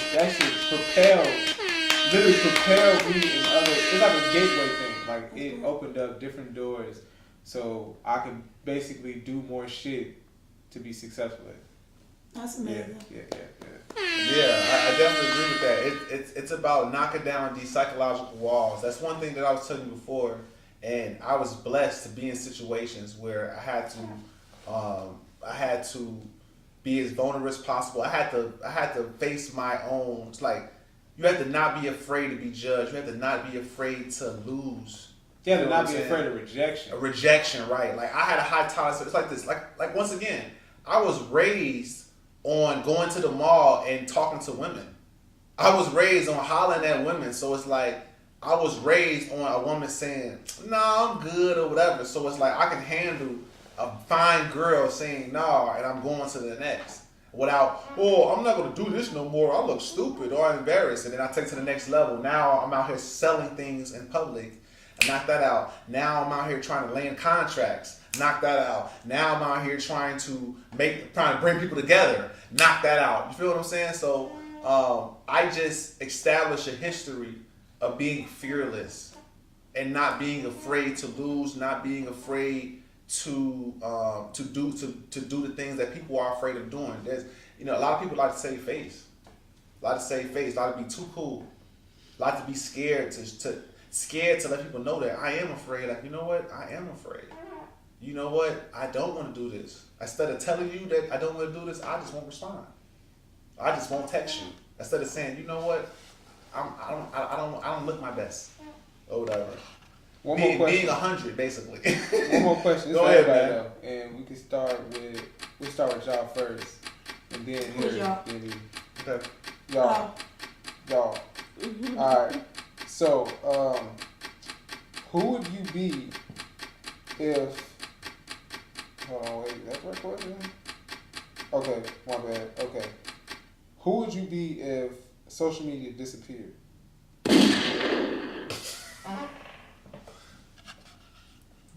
Would your lifestyle disappear? Like basically, yeah. If social media didn't exist, would you still be the same person? And would your lifestyle change? That's a great question, actually. I definitely think I would definitely still be the same person, because of my personality. Because Want to make beats? the Tap people, your way into music with Jambo. because of the people that I interact with, like if people think I'm a character, the people around me are characters. So yes, we'll have our own show without social media, if that makes any sense. So I think I will still be great and amazing outside of social. And your lifestyle will remain intact.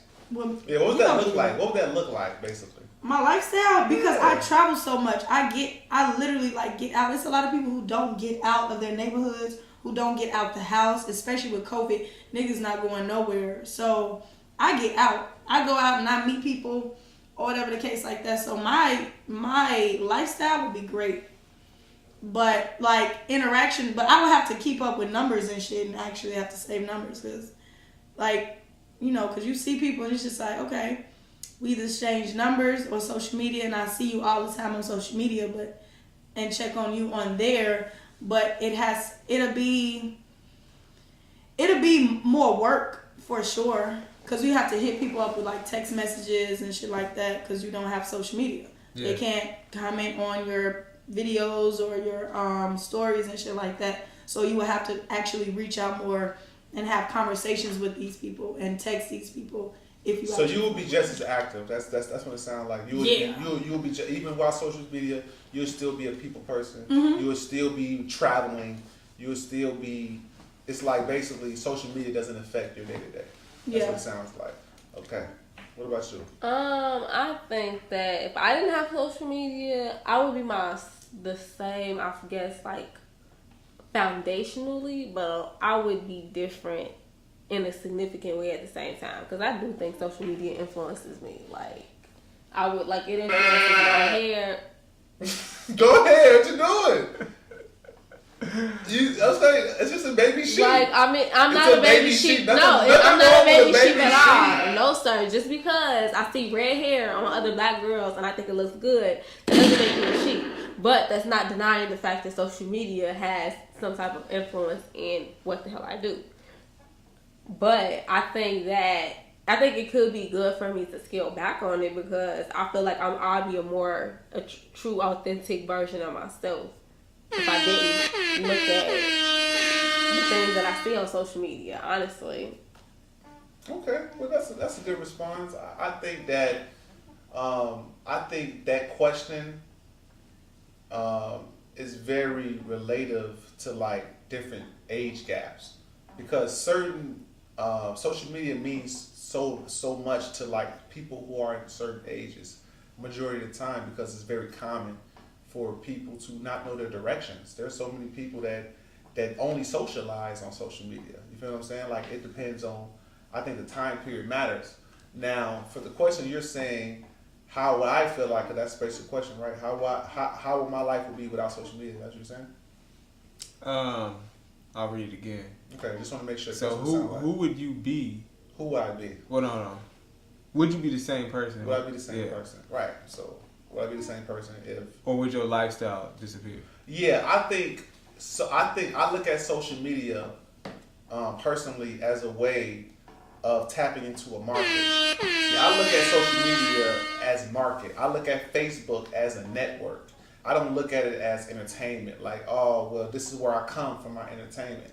Because my entertainment comes from knowledge, comes from intellectual individuals. So it's like, it's not the things that, it's actually the things that they remove from the internet. That's your the thing. answers be so long because you don't be answering the questions. That's what it is. I just got it. I'm like, he's not even answering the question. No, I think that you're listening too quick.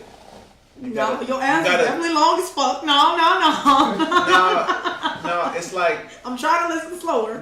it's like you know, certain people paint pictures differently. So you have to let the painter paint. You feel what I'm saying? So it's like certain niggas are very skilled at making a really nice picture in like 10 seconds. We see that on the internet and shit.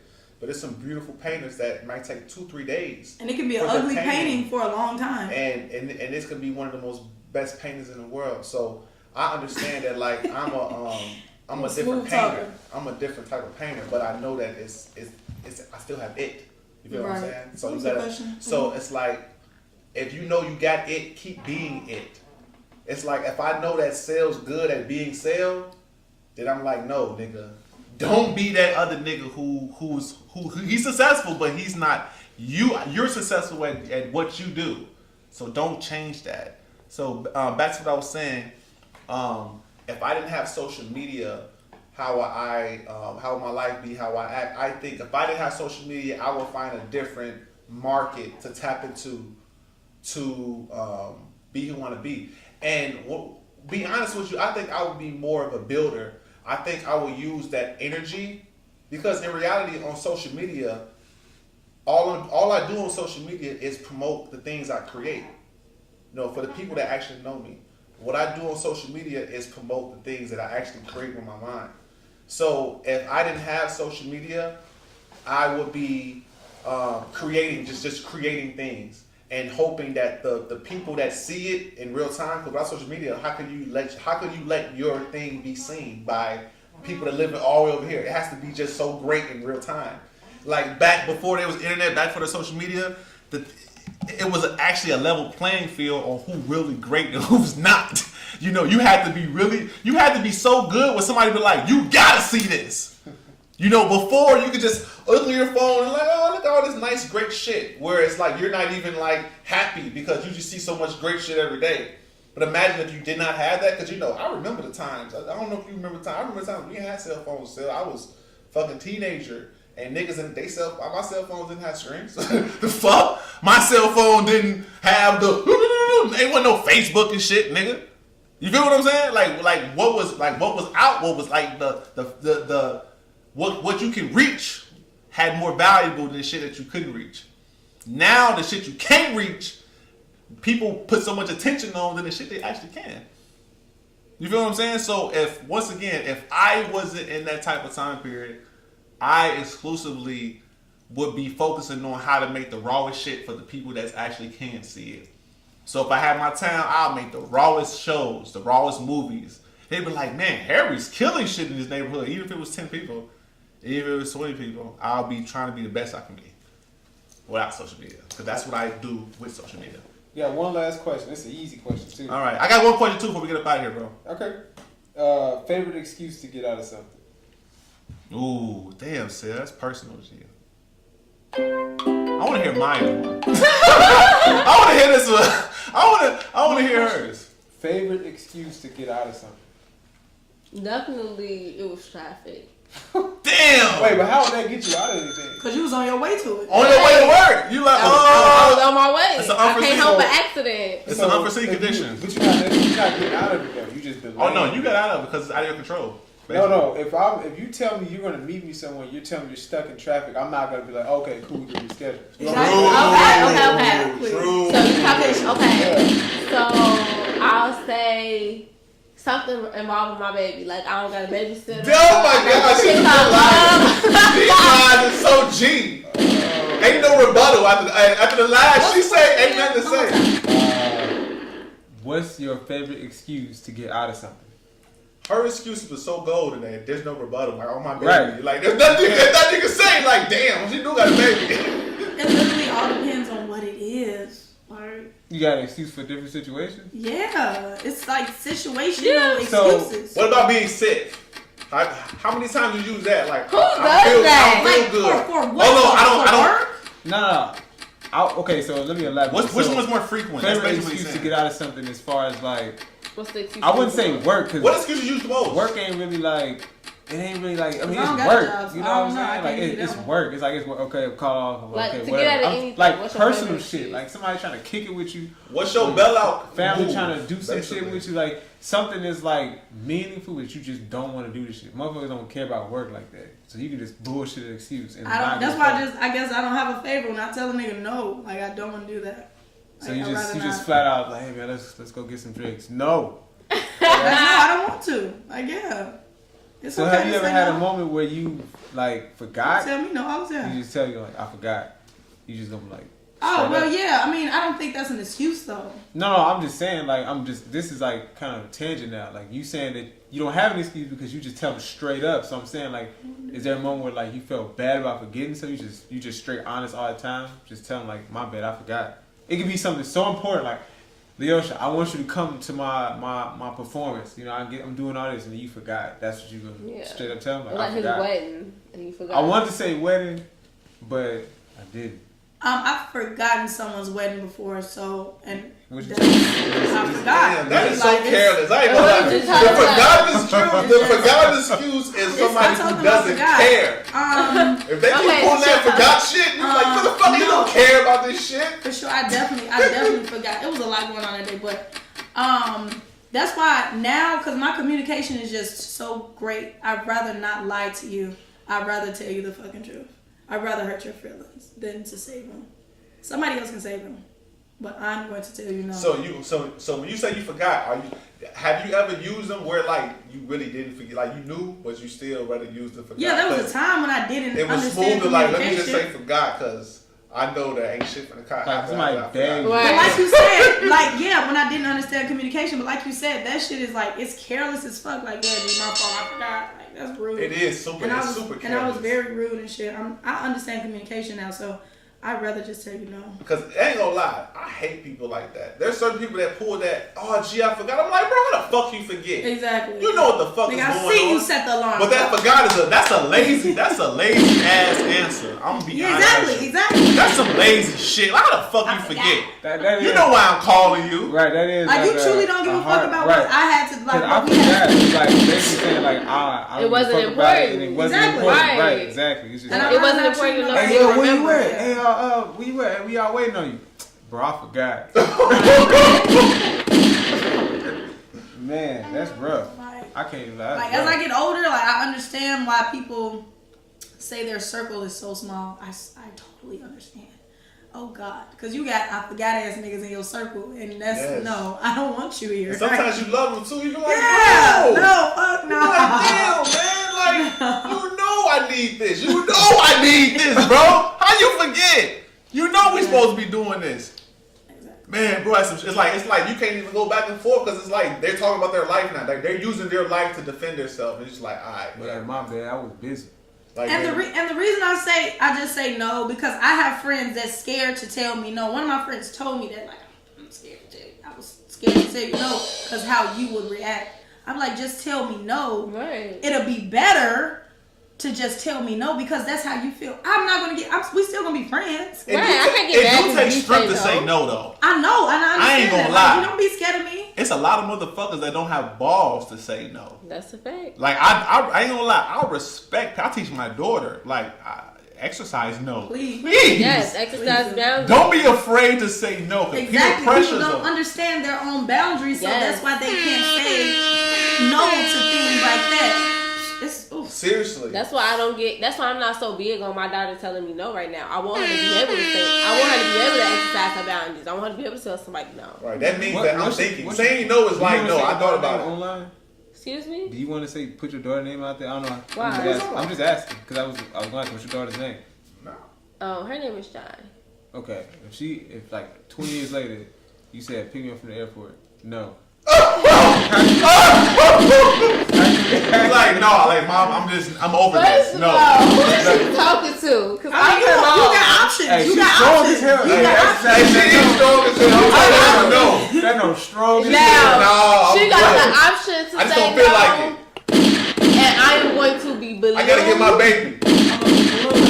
Right. No. She tell you, nah, I can't get my baby. You be like, No. bring that baby. No, but eventually I'm going to start teaching her to exercise no responsibly. Like, don't be saying no to me to get out of something. Don't tell me you gotta go get your baby and it ain't really that. Like, if she gotta work, if she can't really do it, like, I expect you to say no and not try to break your neck, like, take off whatever the case. But what if she just don't want to do it? Okay, well, that ain't my problem. Come pick me up from the airport. See, Thank you. see, it's like, problem, see, though. It's Exactly, not. it's Because I bet she's gonna come pick me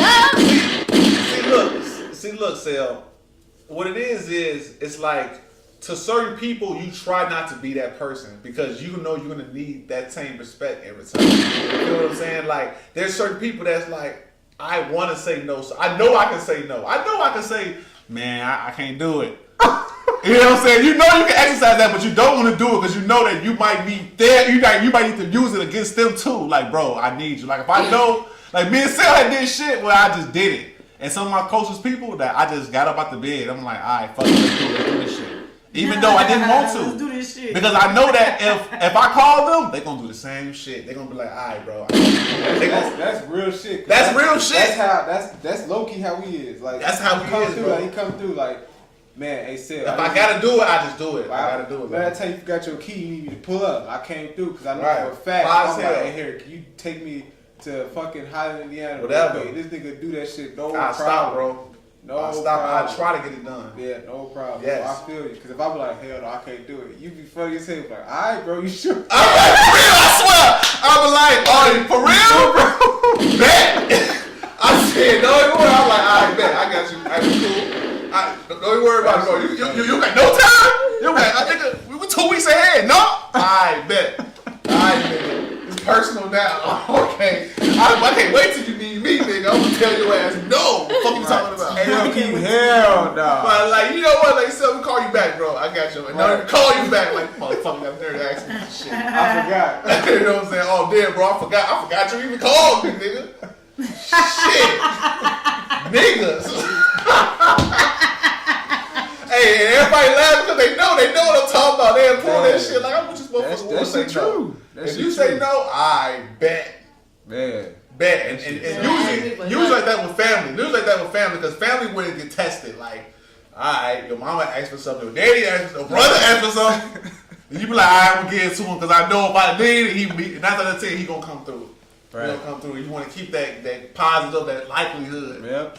But outside of that, motherfuckers be exercising that no, like, Nah, help. nah, like that. even if you mad at me, I don't give a fuck because you don't do shit for me anyway. You just my friend. But I really think people need to understand, like, no one owes you anything. So if a nigga tell you no, you literally have to understand that you are an adult and you gotta get the shit on your own. Like, if you can't ask somebody else, if this is the only person you rely on, like if this person is damn near your crutch, that crutch might be tired, like might be exhausted.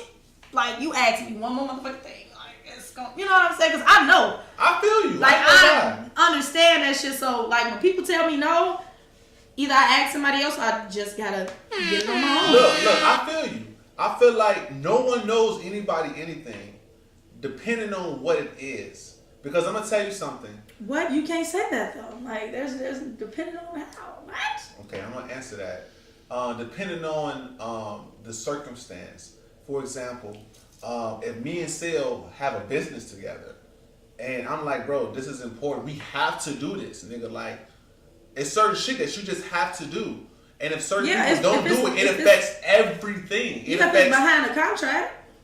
If it's behind a contract. Okay, but that's what I'm speaking towards. That's what I'm saying. You didn't say that. That's why. No, I'm saying that's why I threw it initially in you was talking about just a person. I'm talking about there are situations where it's like, no, nigga, you have to do this. Like we have to do this. A marriage. You're gonna be like, hold on, we have to do this. We have to go to this place to make this money to pay these bills Monday. Stop playing with me. I don't care about you being sick. Get your ass up and let's get this shit done. Let's be honest. Like I don't know y'all journey. For the record, But that ain't how we talk to each other. No, for sure. Nah, not at all. But this is just like in life, like when you live. Yeah. Cause I've been on my own since I was 17. Had my own apartment since I was 17 years old. Real talk. I'm 31, by the way. I'm 31. If y'all watching this, y'all know I'm 31. I never told my age on my channel. But anyway, I've been on my own for a long time, and there are situations that you gotta do what the fuck you gotta do. I don't give a fuck how tired you are. I don't give a fuck, cause it's like once you in it, you're in it. Like me and Sale is in this shit together. There's certain shit that he knows that like nigga, you gotta do. I don't give a fuck what's going on. We gotta figure this shit out. If not, then you're not in it as much as me. We're not. This ain't what it is. Then a relationship, a business venture, all that shit. So, damn, what was the question again? Damn. There you go, did it again. I did it again. Like that nigga, like, oh, you took us somewhere, but I don't even know the question. Like I was following you the whole time, but I still don't even know. Well, we already talked about the question. We was on the idea of just saying no, because I was just talking about like your favorite excuse. Oh yeah, bro. We gotta do what we gotta do, bro. We gotta do. Like if I need a favor, bro, you gotta do it. Like, do you think there's certain people? Hold on. Do you think there's certain people in your life, your personal life, that you expect to show up even when it's like it looks ugly? Like, do you have people in your life? Because I know we think everybody don't owe us nothing, but is there people in your life you like? You have to do this, bro. Because like I really would do it for you. I really care about you. I would go to your friend. Like I would do whatever I do for you. Okay. So I did until that person that I thought didn't do it. So my expectation for people isn't as high. I don't expect nobody to do anything for me. If I ask and you do it, you do it. If you don't want to, I'm still gonna fuck with you. Like, you know what I'm saying? Your no needs no explanation. If you tell me no, it don't need no explanation. All right, quick tangent. All right, so if let's say you do a lot for somebody, right? Like I mean everything. They're like, man, Leosha, man, I got a corn on my pinky toe. I need you to come scrape that motherfucker. And you was like, I got you. But that's what I'm saying. Like all that shit. Then you was like, hey, can you take me to the airport? It's like 10 minutes away. No, I can't do it. Would you still feel the same way? Like after you did all that shit for them? I will feel upset and I will feel how I feel. But what the fuck am I gonna do? Beat their ass? Like it's literally like. Would you still do everything for them? I'm not gonna do everything for them, but I'm not gonna stop fucking with them. Like they don't have to do anything for me. Like I literally just had a relationship with a girl. She felt like she was doing a lot for me, and I told her, "You came in my life at a time where it was problem after problem after problem. Like you literally, it was damn near like a tornado, and I just swept you into that tornado. So if you felt that way." And you never said anything until a problem arose. Oh, no, that's her problem. That's her problem. That's what I'm saying. Right, because you knew what it was. Exactly. So I hear you say it's like you are responsible for what you get involved with. Yeah. I definitely feel you on that. It's like you know this person, because it is some people in my life that I expect a lot, but they still be being them. I'm like, what the fuck is supposed to say yes? Exactly. And they still be them. I'm like, oh, these motherfuckers still don't get it. So I hear what you're saying. Yeah. People ain't shit, basically. People ain't shit. But I ain't gonna lie to you. That's why I try my best to only deal with people that's on the same code. You feel what I'm saying? Like lately, even though I have family, I have people that I love and I care about. It's certain people that's not my family. That in certain situations I'm choosing them over that, because that person doesn't do nothing for me. That person doesn't look out for me. He doesn't have my best interest, even though we are family. That is a lot of selfish ass people. Certain people I'm like, nah, hell no, I'm picking Sale. Because I know how Sale's finna come. I know we on the same code. You know, I know we on the same code. You feel what I'm saying? So,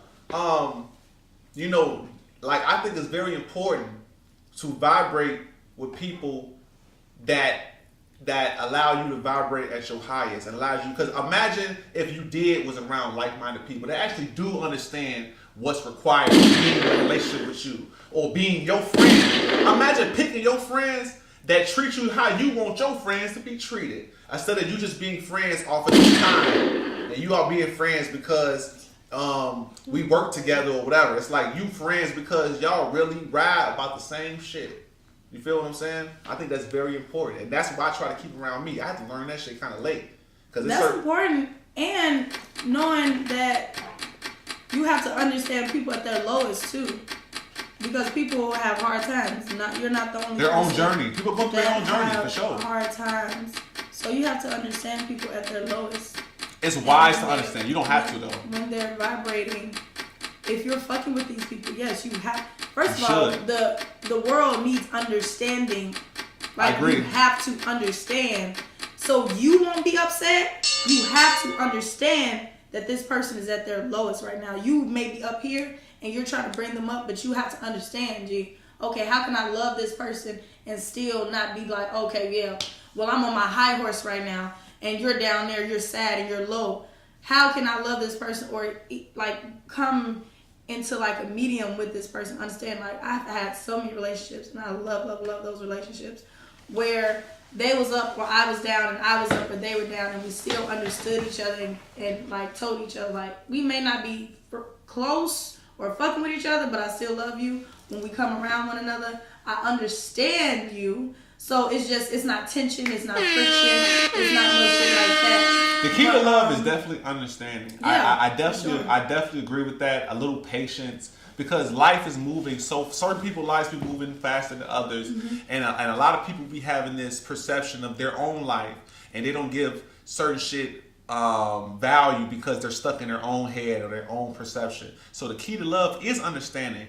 And that's how I navigate sometimes too, by just understanding things that are not me. Like, you don't have to be me for me to like you. You don't have to be what I want you to be for me to like you. So the key to love is understanding. But I do understand that it's a choice. A lot of people choose to not be great because of their love for a certain thing. Now, one thing myself is I realize that in order for me to be the individual I want to be in any particular field, it comes with sacrifices. It comes with knowing that I might not see my mother for 6 months. I might not see my baby for 2 weeks because I'm taking a business trip. Or I got to network here for a long time. I got to sacrifice my presence to make something happen. So, yeah, I think catering, like being down matters, but being selfish does too. Because if you ever, everybody that's made anything, that did anything, they sacrifice something. It could be, the humility, it could be their integrity, or it could just be their motherfucking time. You feel what I'm saying? Like, I'm spending hella time to try to make this happen. You know what I'm saying? I'm not gonna throw this away because you want me to go do this, or you insecure. You know what I'm saying? Like, no, this is my shit. I built this shit. I worked my goddamn ass off. You're not just gonna go and just suppress me because you insecure about your feelings about me talking to a bitch. No, I'm that nigga. And you should understand, like, you know what? I love him for being him, or whatever. That's my opinion about that shit. See, here I did it again. I can't fuck with y'all, man. I can't even fuck with y'all. It wasn't even nearly as bad as what you did. It wasn't bad.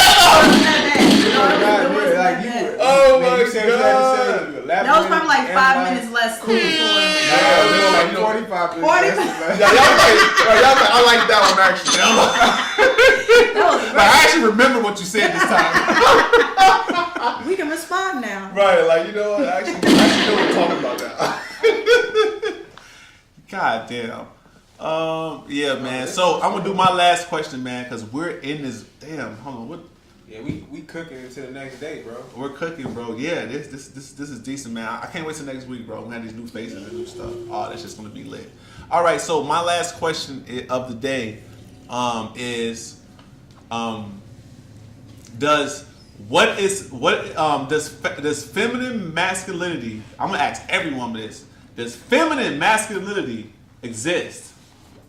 And should feminine and one question does feminine masculinity exist? And has it always been here? There we go. Oh, that's heavy. That's heavy. Go ahead, Maya. Do alpha feminine energy? That's what that. Does alpha feminine energy exist, and how long has it been? That's basically feminine masculine energy, basically. Like alpha females. Alpha females, There's no basically. thing as such thing as alpha female. Well, I'm gonna wait till your turn before you get your shit off, because in our world, that's a conversation right now. So what do you think? I think that alpha females definitely exist. Okay. Like if I feel, like I try not to feel threatened, I try not to feel competition, but when I do succumb to that human instinct, I definitely try to be very dominant. Like I don't take confrontation well. Like I'm like, I got this energy of like, bitch, I'll fight you. And was it always here? Do you think it was always here, or you think that's a manifestation? Like a manifestation of like what's going on now, like the emergence of men and women and working, or do you think it's just like it always been out for women? It always been women that were not masculine, but like leaders, and like they ran men actually. I feel like that only happens when you have life experiences that make you have to endure those type of things. Like if for some reason you're pregnant or you're late. Go ahead, man. Like for some reason, if you're like I forget her name, Rosa Blanca. No, Blanco. Oh she's my God. basically the cocaine queen. Like no matter like I feel like if you're in a position where like you have to run in, or like, you gotta do stuff like that, you're gonna have that type of energy. Like when you don't have a dad in the house, like you're gonna have that masculine energy because no, not it's Rosalda Blanco. Okay. Yeah. So and then also like when like women don't have a father in the house, like you have to have that masculine energy, like to be able to discipline the kids and stuff like that. So if you don't have that, mom's gonna either sacrifice mom's gonna usually sacrifice her feminism for that, so that her home can have structure, and that usually leads to stuff like what people think that their mama is mean. Where when I was growing up, usually the daddy was mean, but that was because the daddy you knew was gonna whip your ass. So your answer was yes, it exists and it always existed. I mean, it started existing more the more that men weren't in the home anymore. Okay. So it hasn't always existed. You think it's natural? Like it always was here? Because being natural is kind of like it has a place. It's not because a woman could lose her husband and she had to raise her kids on her own. That's true. So she would have to develop. That's true. That's a great one. That's a great one. That's some widows that never get remarried. And that actually retired and actually raised their kids and everything. Great kids. What's the question again? The question is, does alpha female exist and have okay? Has alpha females always existed, and is there such thing as of alpha feminine? I mean, alpha feminine. There we go. I'm saucy a little bit. Femininity.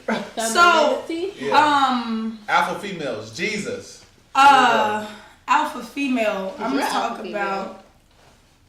I wouldn't call myself that. I would call myself a warrior goddess, a brazen woman. That's what I would call myself.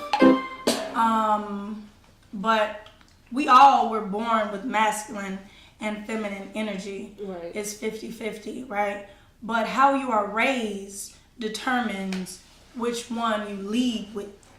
Your experience of life is what the face is, like the face of like that's the leading. That's how you understood it. Yeah, that's what it sounds like. How you're raised determines which one you lead with. So if a man, sometimes when people be like, oh, well, you weren't raised by your father weren't in the house, that's why some niggas act like bitches.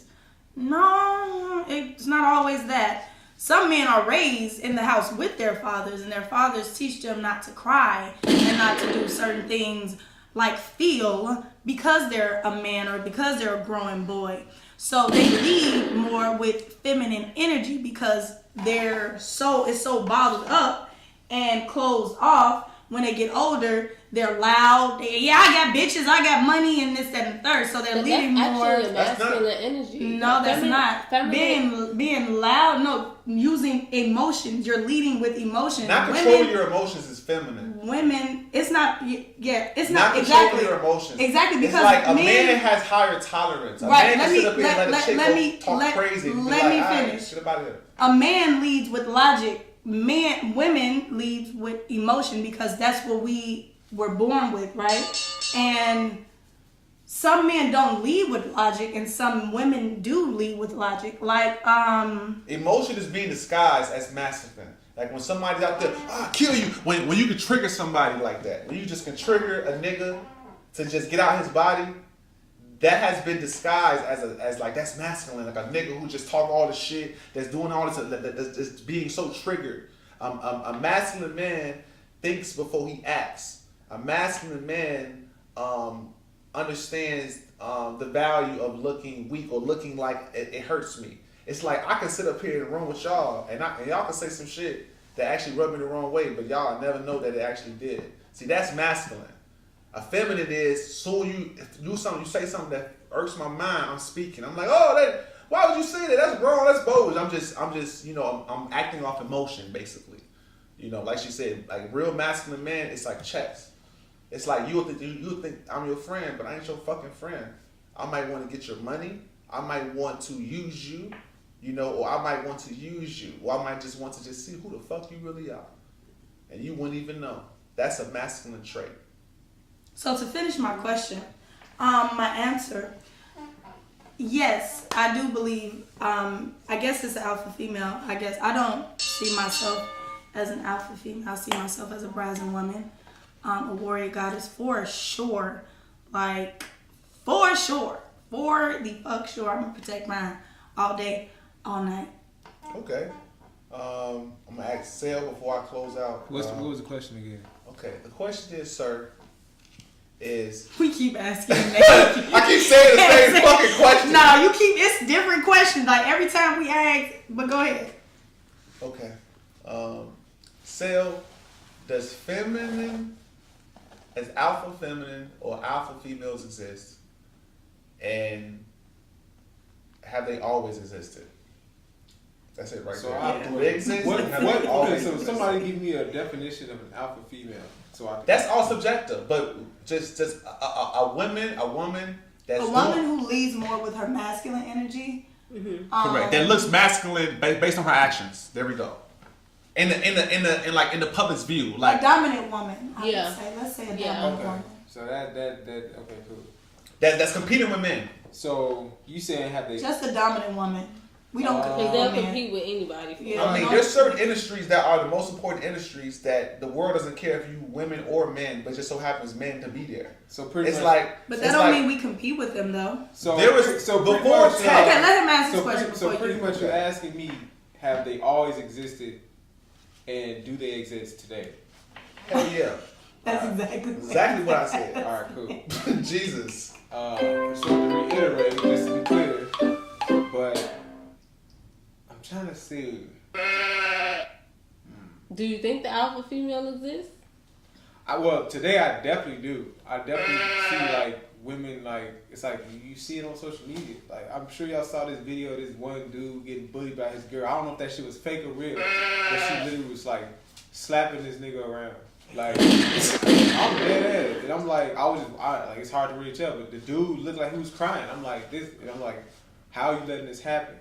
So in that degree, yes. As far as always existed, that I'm not really sure. Like I don't know. Like I really don't know. Okay, so if Maya started, okay, so that looked feminine to you, correct? Like her slapping him around and stuff like that, and him just like not doing shit.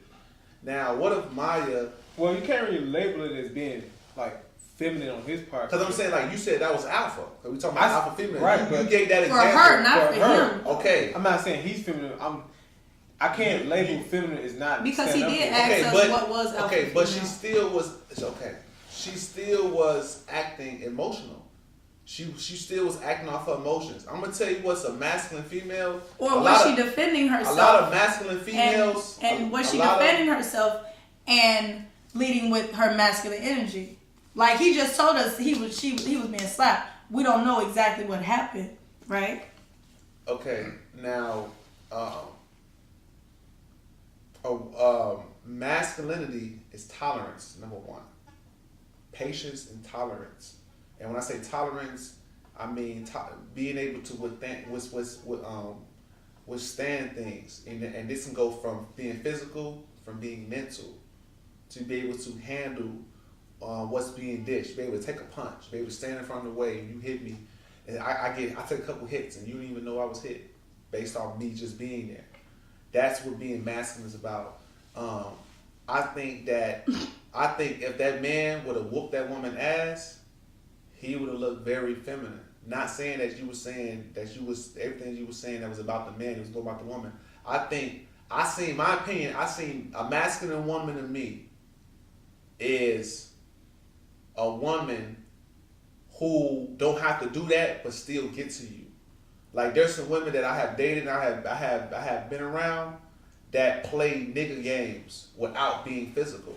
And nigga games is really, when I say nigga games, men games, like play with your head. You know what I'm saying? That actually would like to play. But that's not a generalized thing though. Gender. I didn't say general. I'm just saying like thing. being able to play, being able to Be more logical. to not know their emotions. It's like I dated I have a whatever, but sometimes you would date a woman and she had her emotions really good. You know what I'm saying? If she's hurt really good, because she's more strategic about your dealings. Certain women, you can tell they're real feminine because they're so open and so expressive. Like especially when you finally get the time to talk to them.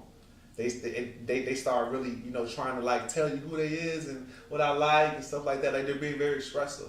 But there's certain women that you be like, damn, why is it so hard to get to this bitch? She you know what I'm saying? Like she don't even want to talk. She asking me questions. You feel what I'm saying? She trying to get me to talk. She trying to peep me out. You feel me? Because that's what men do. We ask you a question and we just hear you talk. Women like to talk.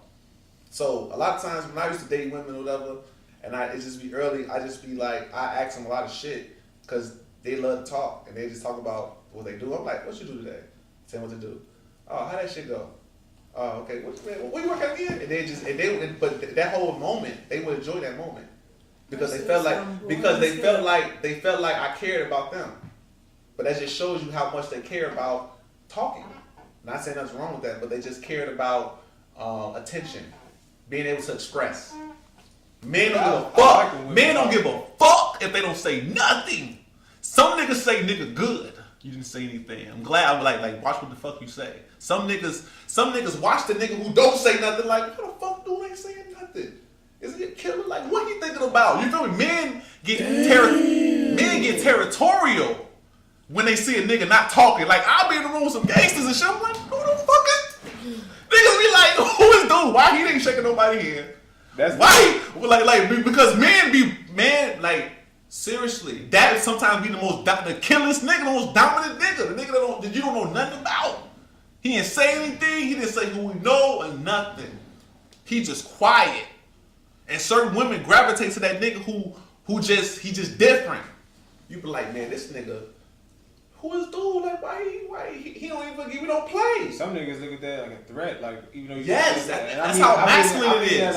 I mean, as far as like feeling insecure about themselves, because they'll be like, you'll be quiet in the room, literally just either have a long ass day or just like, man, fuck, I'm just about to chill out, I'm tired.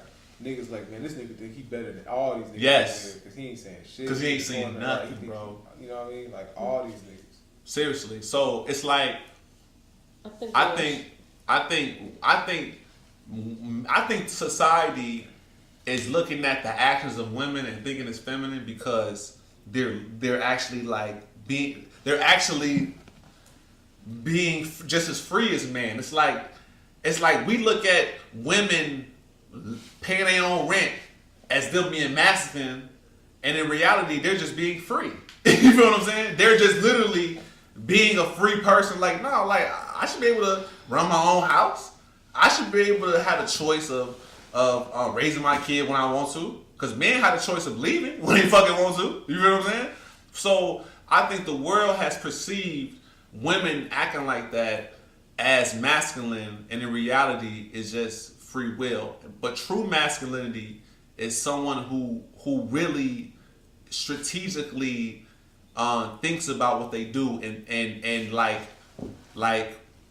think deeper about the moment, basically. Like plan steps ahead. Like when I meet a woman, I know when I'm finna take her. I know what I'm finna do. I already know what I'm finna talk about.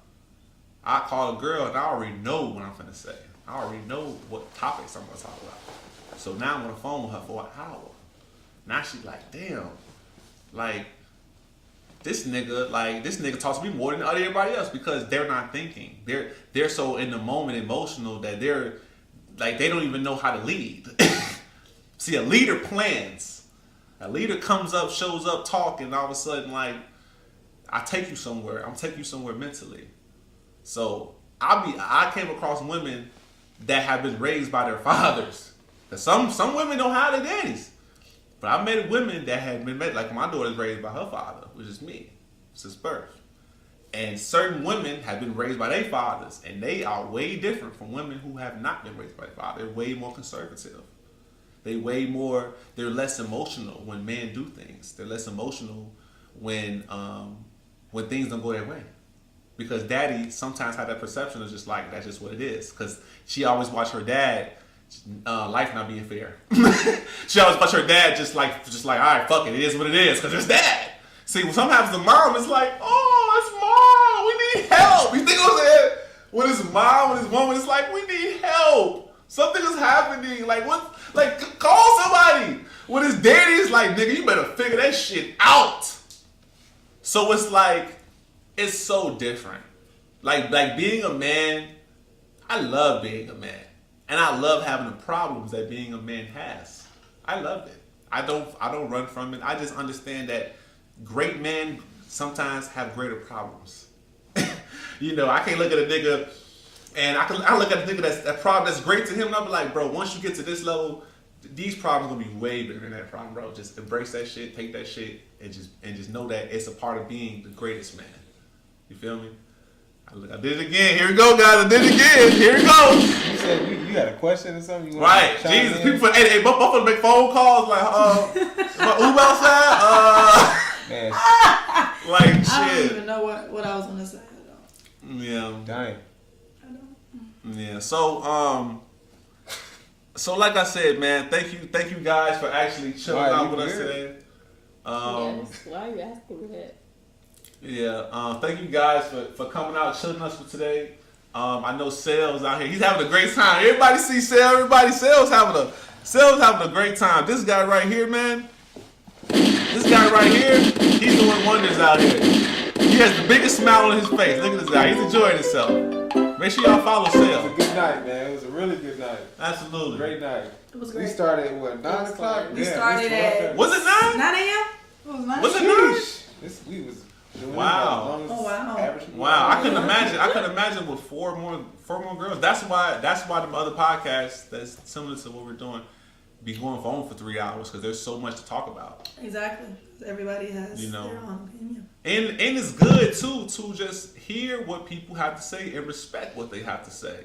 Because everybody in this bitch don't know it all. We're all still learning. I'm still a student. See, good teachers are good students. I have no problem listening. I have no problem even believing. I might practice what you say just to see how it feels. You know what I'm saying? Like, I'm that much of a teacher that I say, you know what, I'm gonna jump in this person's shoes and see how that works. Because my ego is not that intact where it's like, oh, I know everything, I did everything. No, this shit's bigger than me. You know, this is about experience. And if I can experience a little bit of what you did, I feel like I gained something. Even if it didn't work out. So, any final thoughts? Yeah. My final thought is thank you This has been great. Thank you for having me. Not a problem. Not a problem. Not a It problem. was definitely fun. Not a problem. Not a problem. And I really appreciate the honesty. You know, I felt a lot of honesty in the conversations we had. I feel like we actually was trying to get somewhere. We wasn't just bullshitting. We wasn't just sitting up here being somebody's best friend. We actually was confident enough to disagree. And that's what good content is really about. When people actually value their own opinion and be able to stand on it. And I let you women know y'all did a great job. And y'all set the path for the next women that come in here. So we share this and we clip it up and we tell the other girls like, hey man, we got 2 more slots left. We already got like 3 people coming next week. But like, hey, we got 2 more slots left. Check that clips out. They're gonna be like, hell yeah, I wanna come. Hell yeah, I wanna voice my opinion. Hell yeah, I wanna talk about what the fuck is going on. You feel what I'm saying? Because some people don't care. But guess what? I do. I care about what y'all got to say, and I appreciate y'all being on my show. Real talk. And you're more than welcome to come back if you like in a week or 2, whatever. Anyway, any final thoughts, Mr. Dancello? No.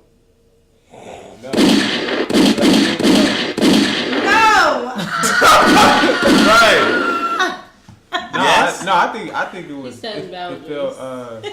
Right, there you go. He said boundaries. There you go. You stepping up, Sel. This was smooth, man. I ain't gonna lie. It was smooth just because you know how I get we work late. I'll be like, man, I'll be time to go. Yeah, But you be doing that. this actually felt organic as hell. I mean, not gonna lie, I think we got some work to do as far as like, you know, refining it, but Yeah, you gotta get it's the a great show though. Yeah, because we had the setup on the beginning very good, but I hate how we had that technical error. So when I started, everybody's in the comments like, no sound, no sound, no sound. So, But this was the first episode, and not like a huge episode. You know what I mean? Having like yeah, we gotta go live tomorrow too, just for my Yeah. our episode or whatever. the more we tomorrow. do, we gonna already know. Yeah, 'cause we got skits and everything. Like, yeah, one thing I'm gonna say, have you show her anything?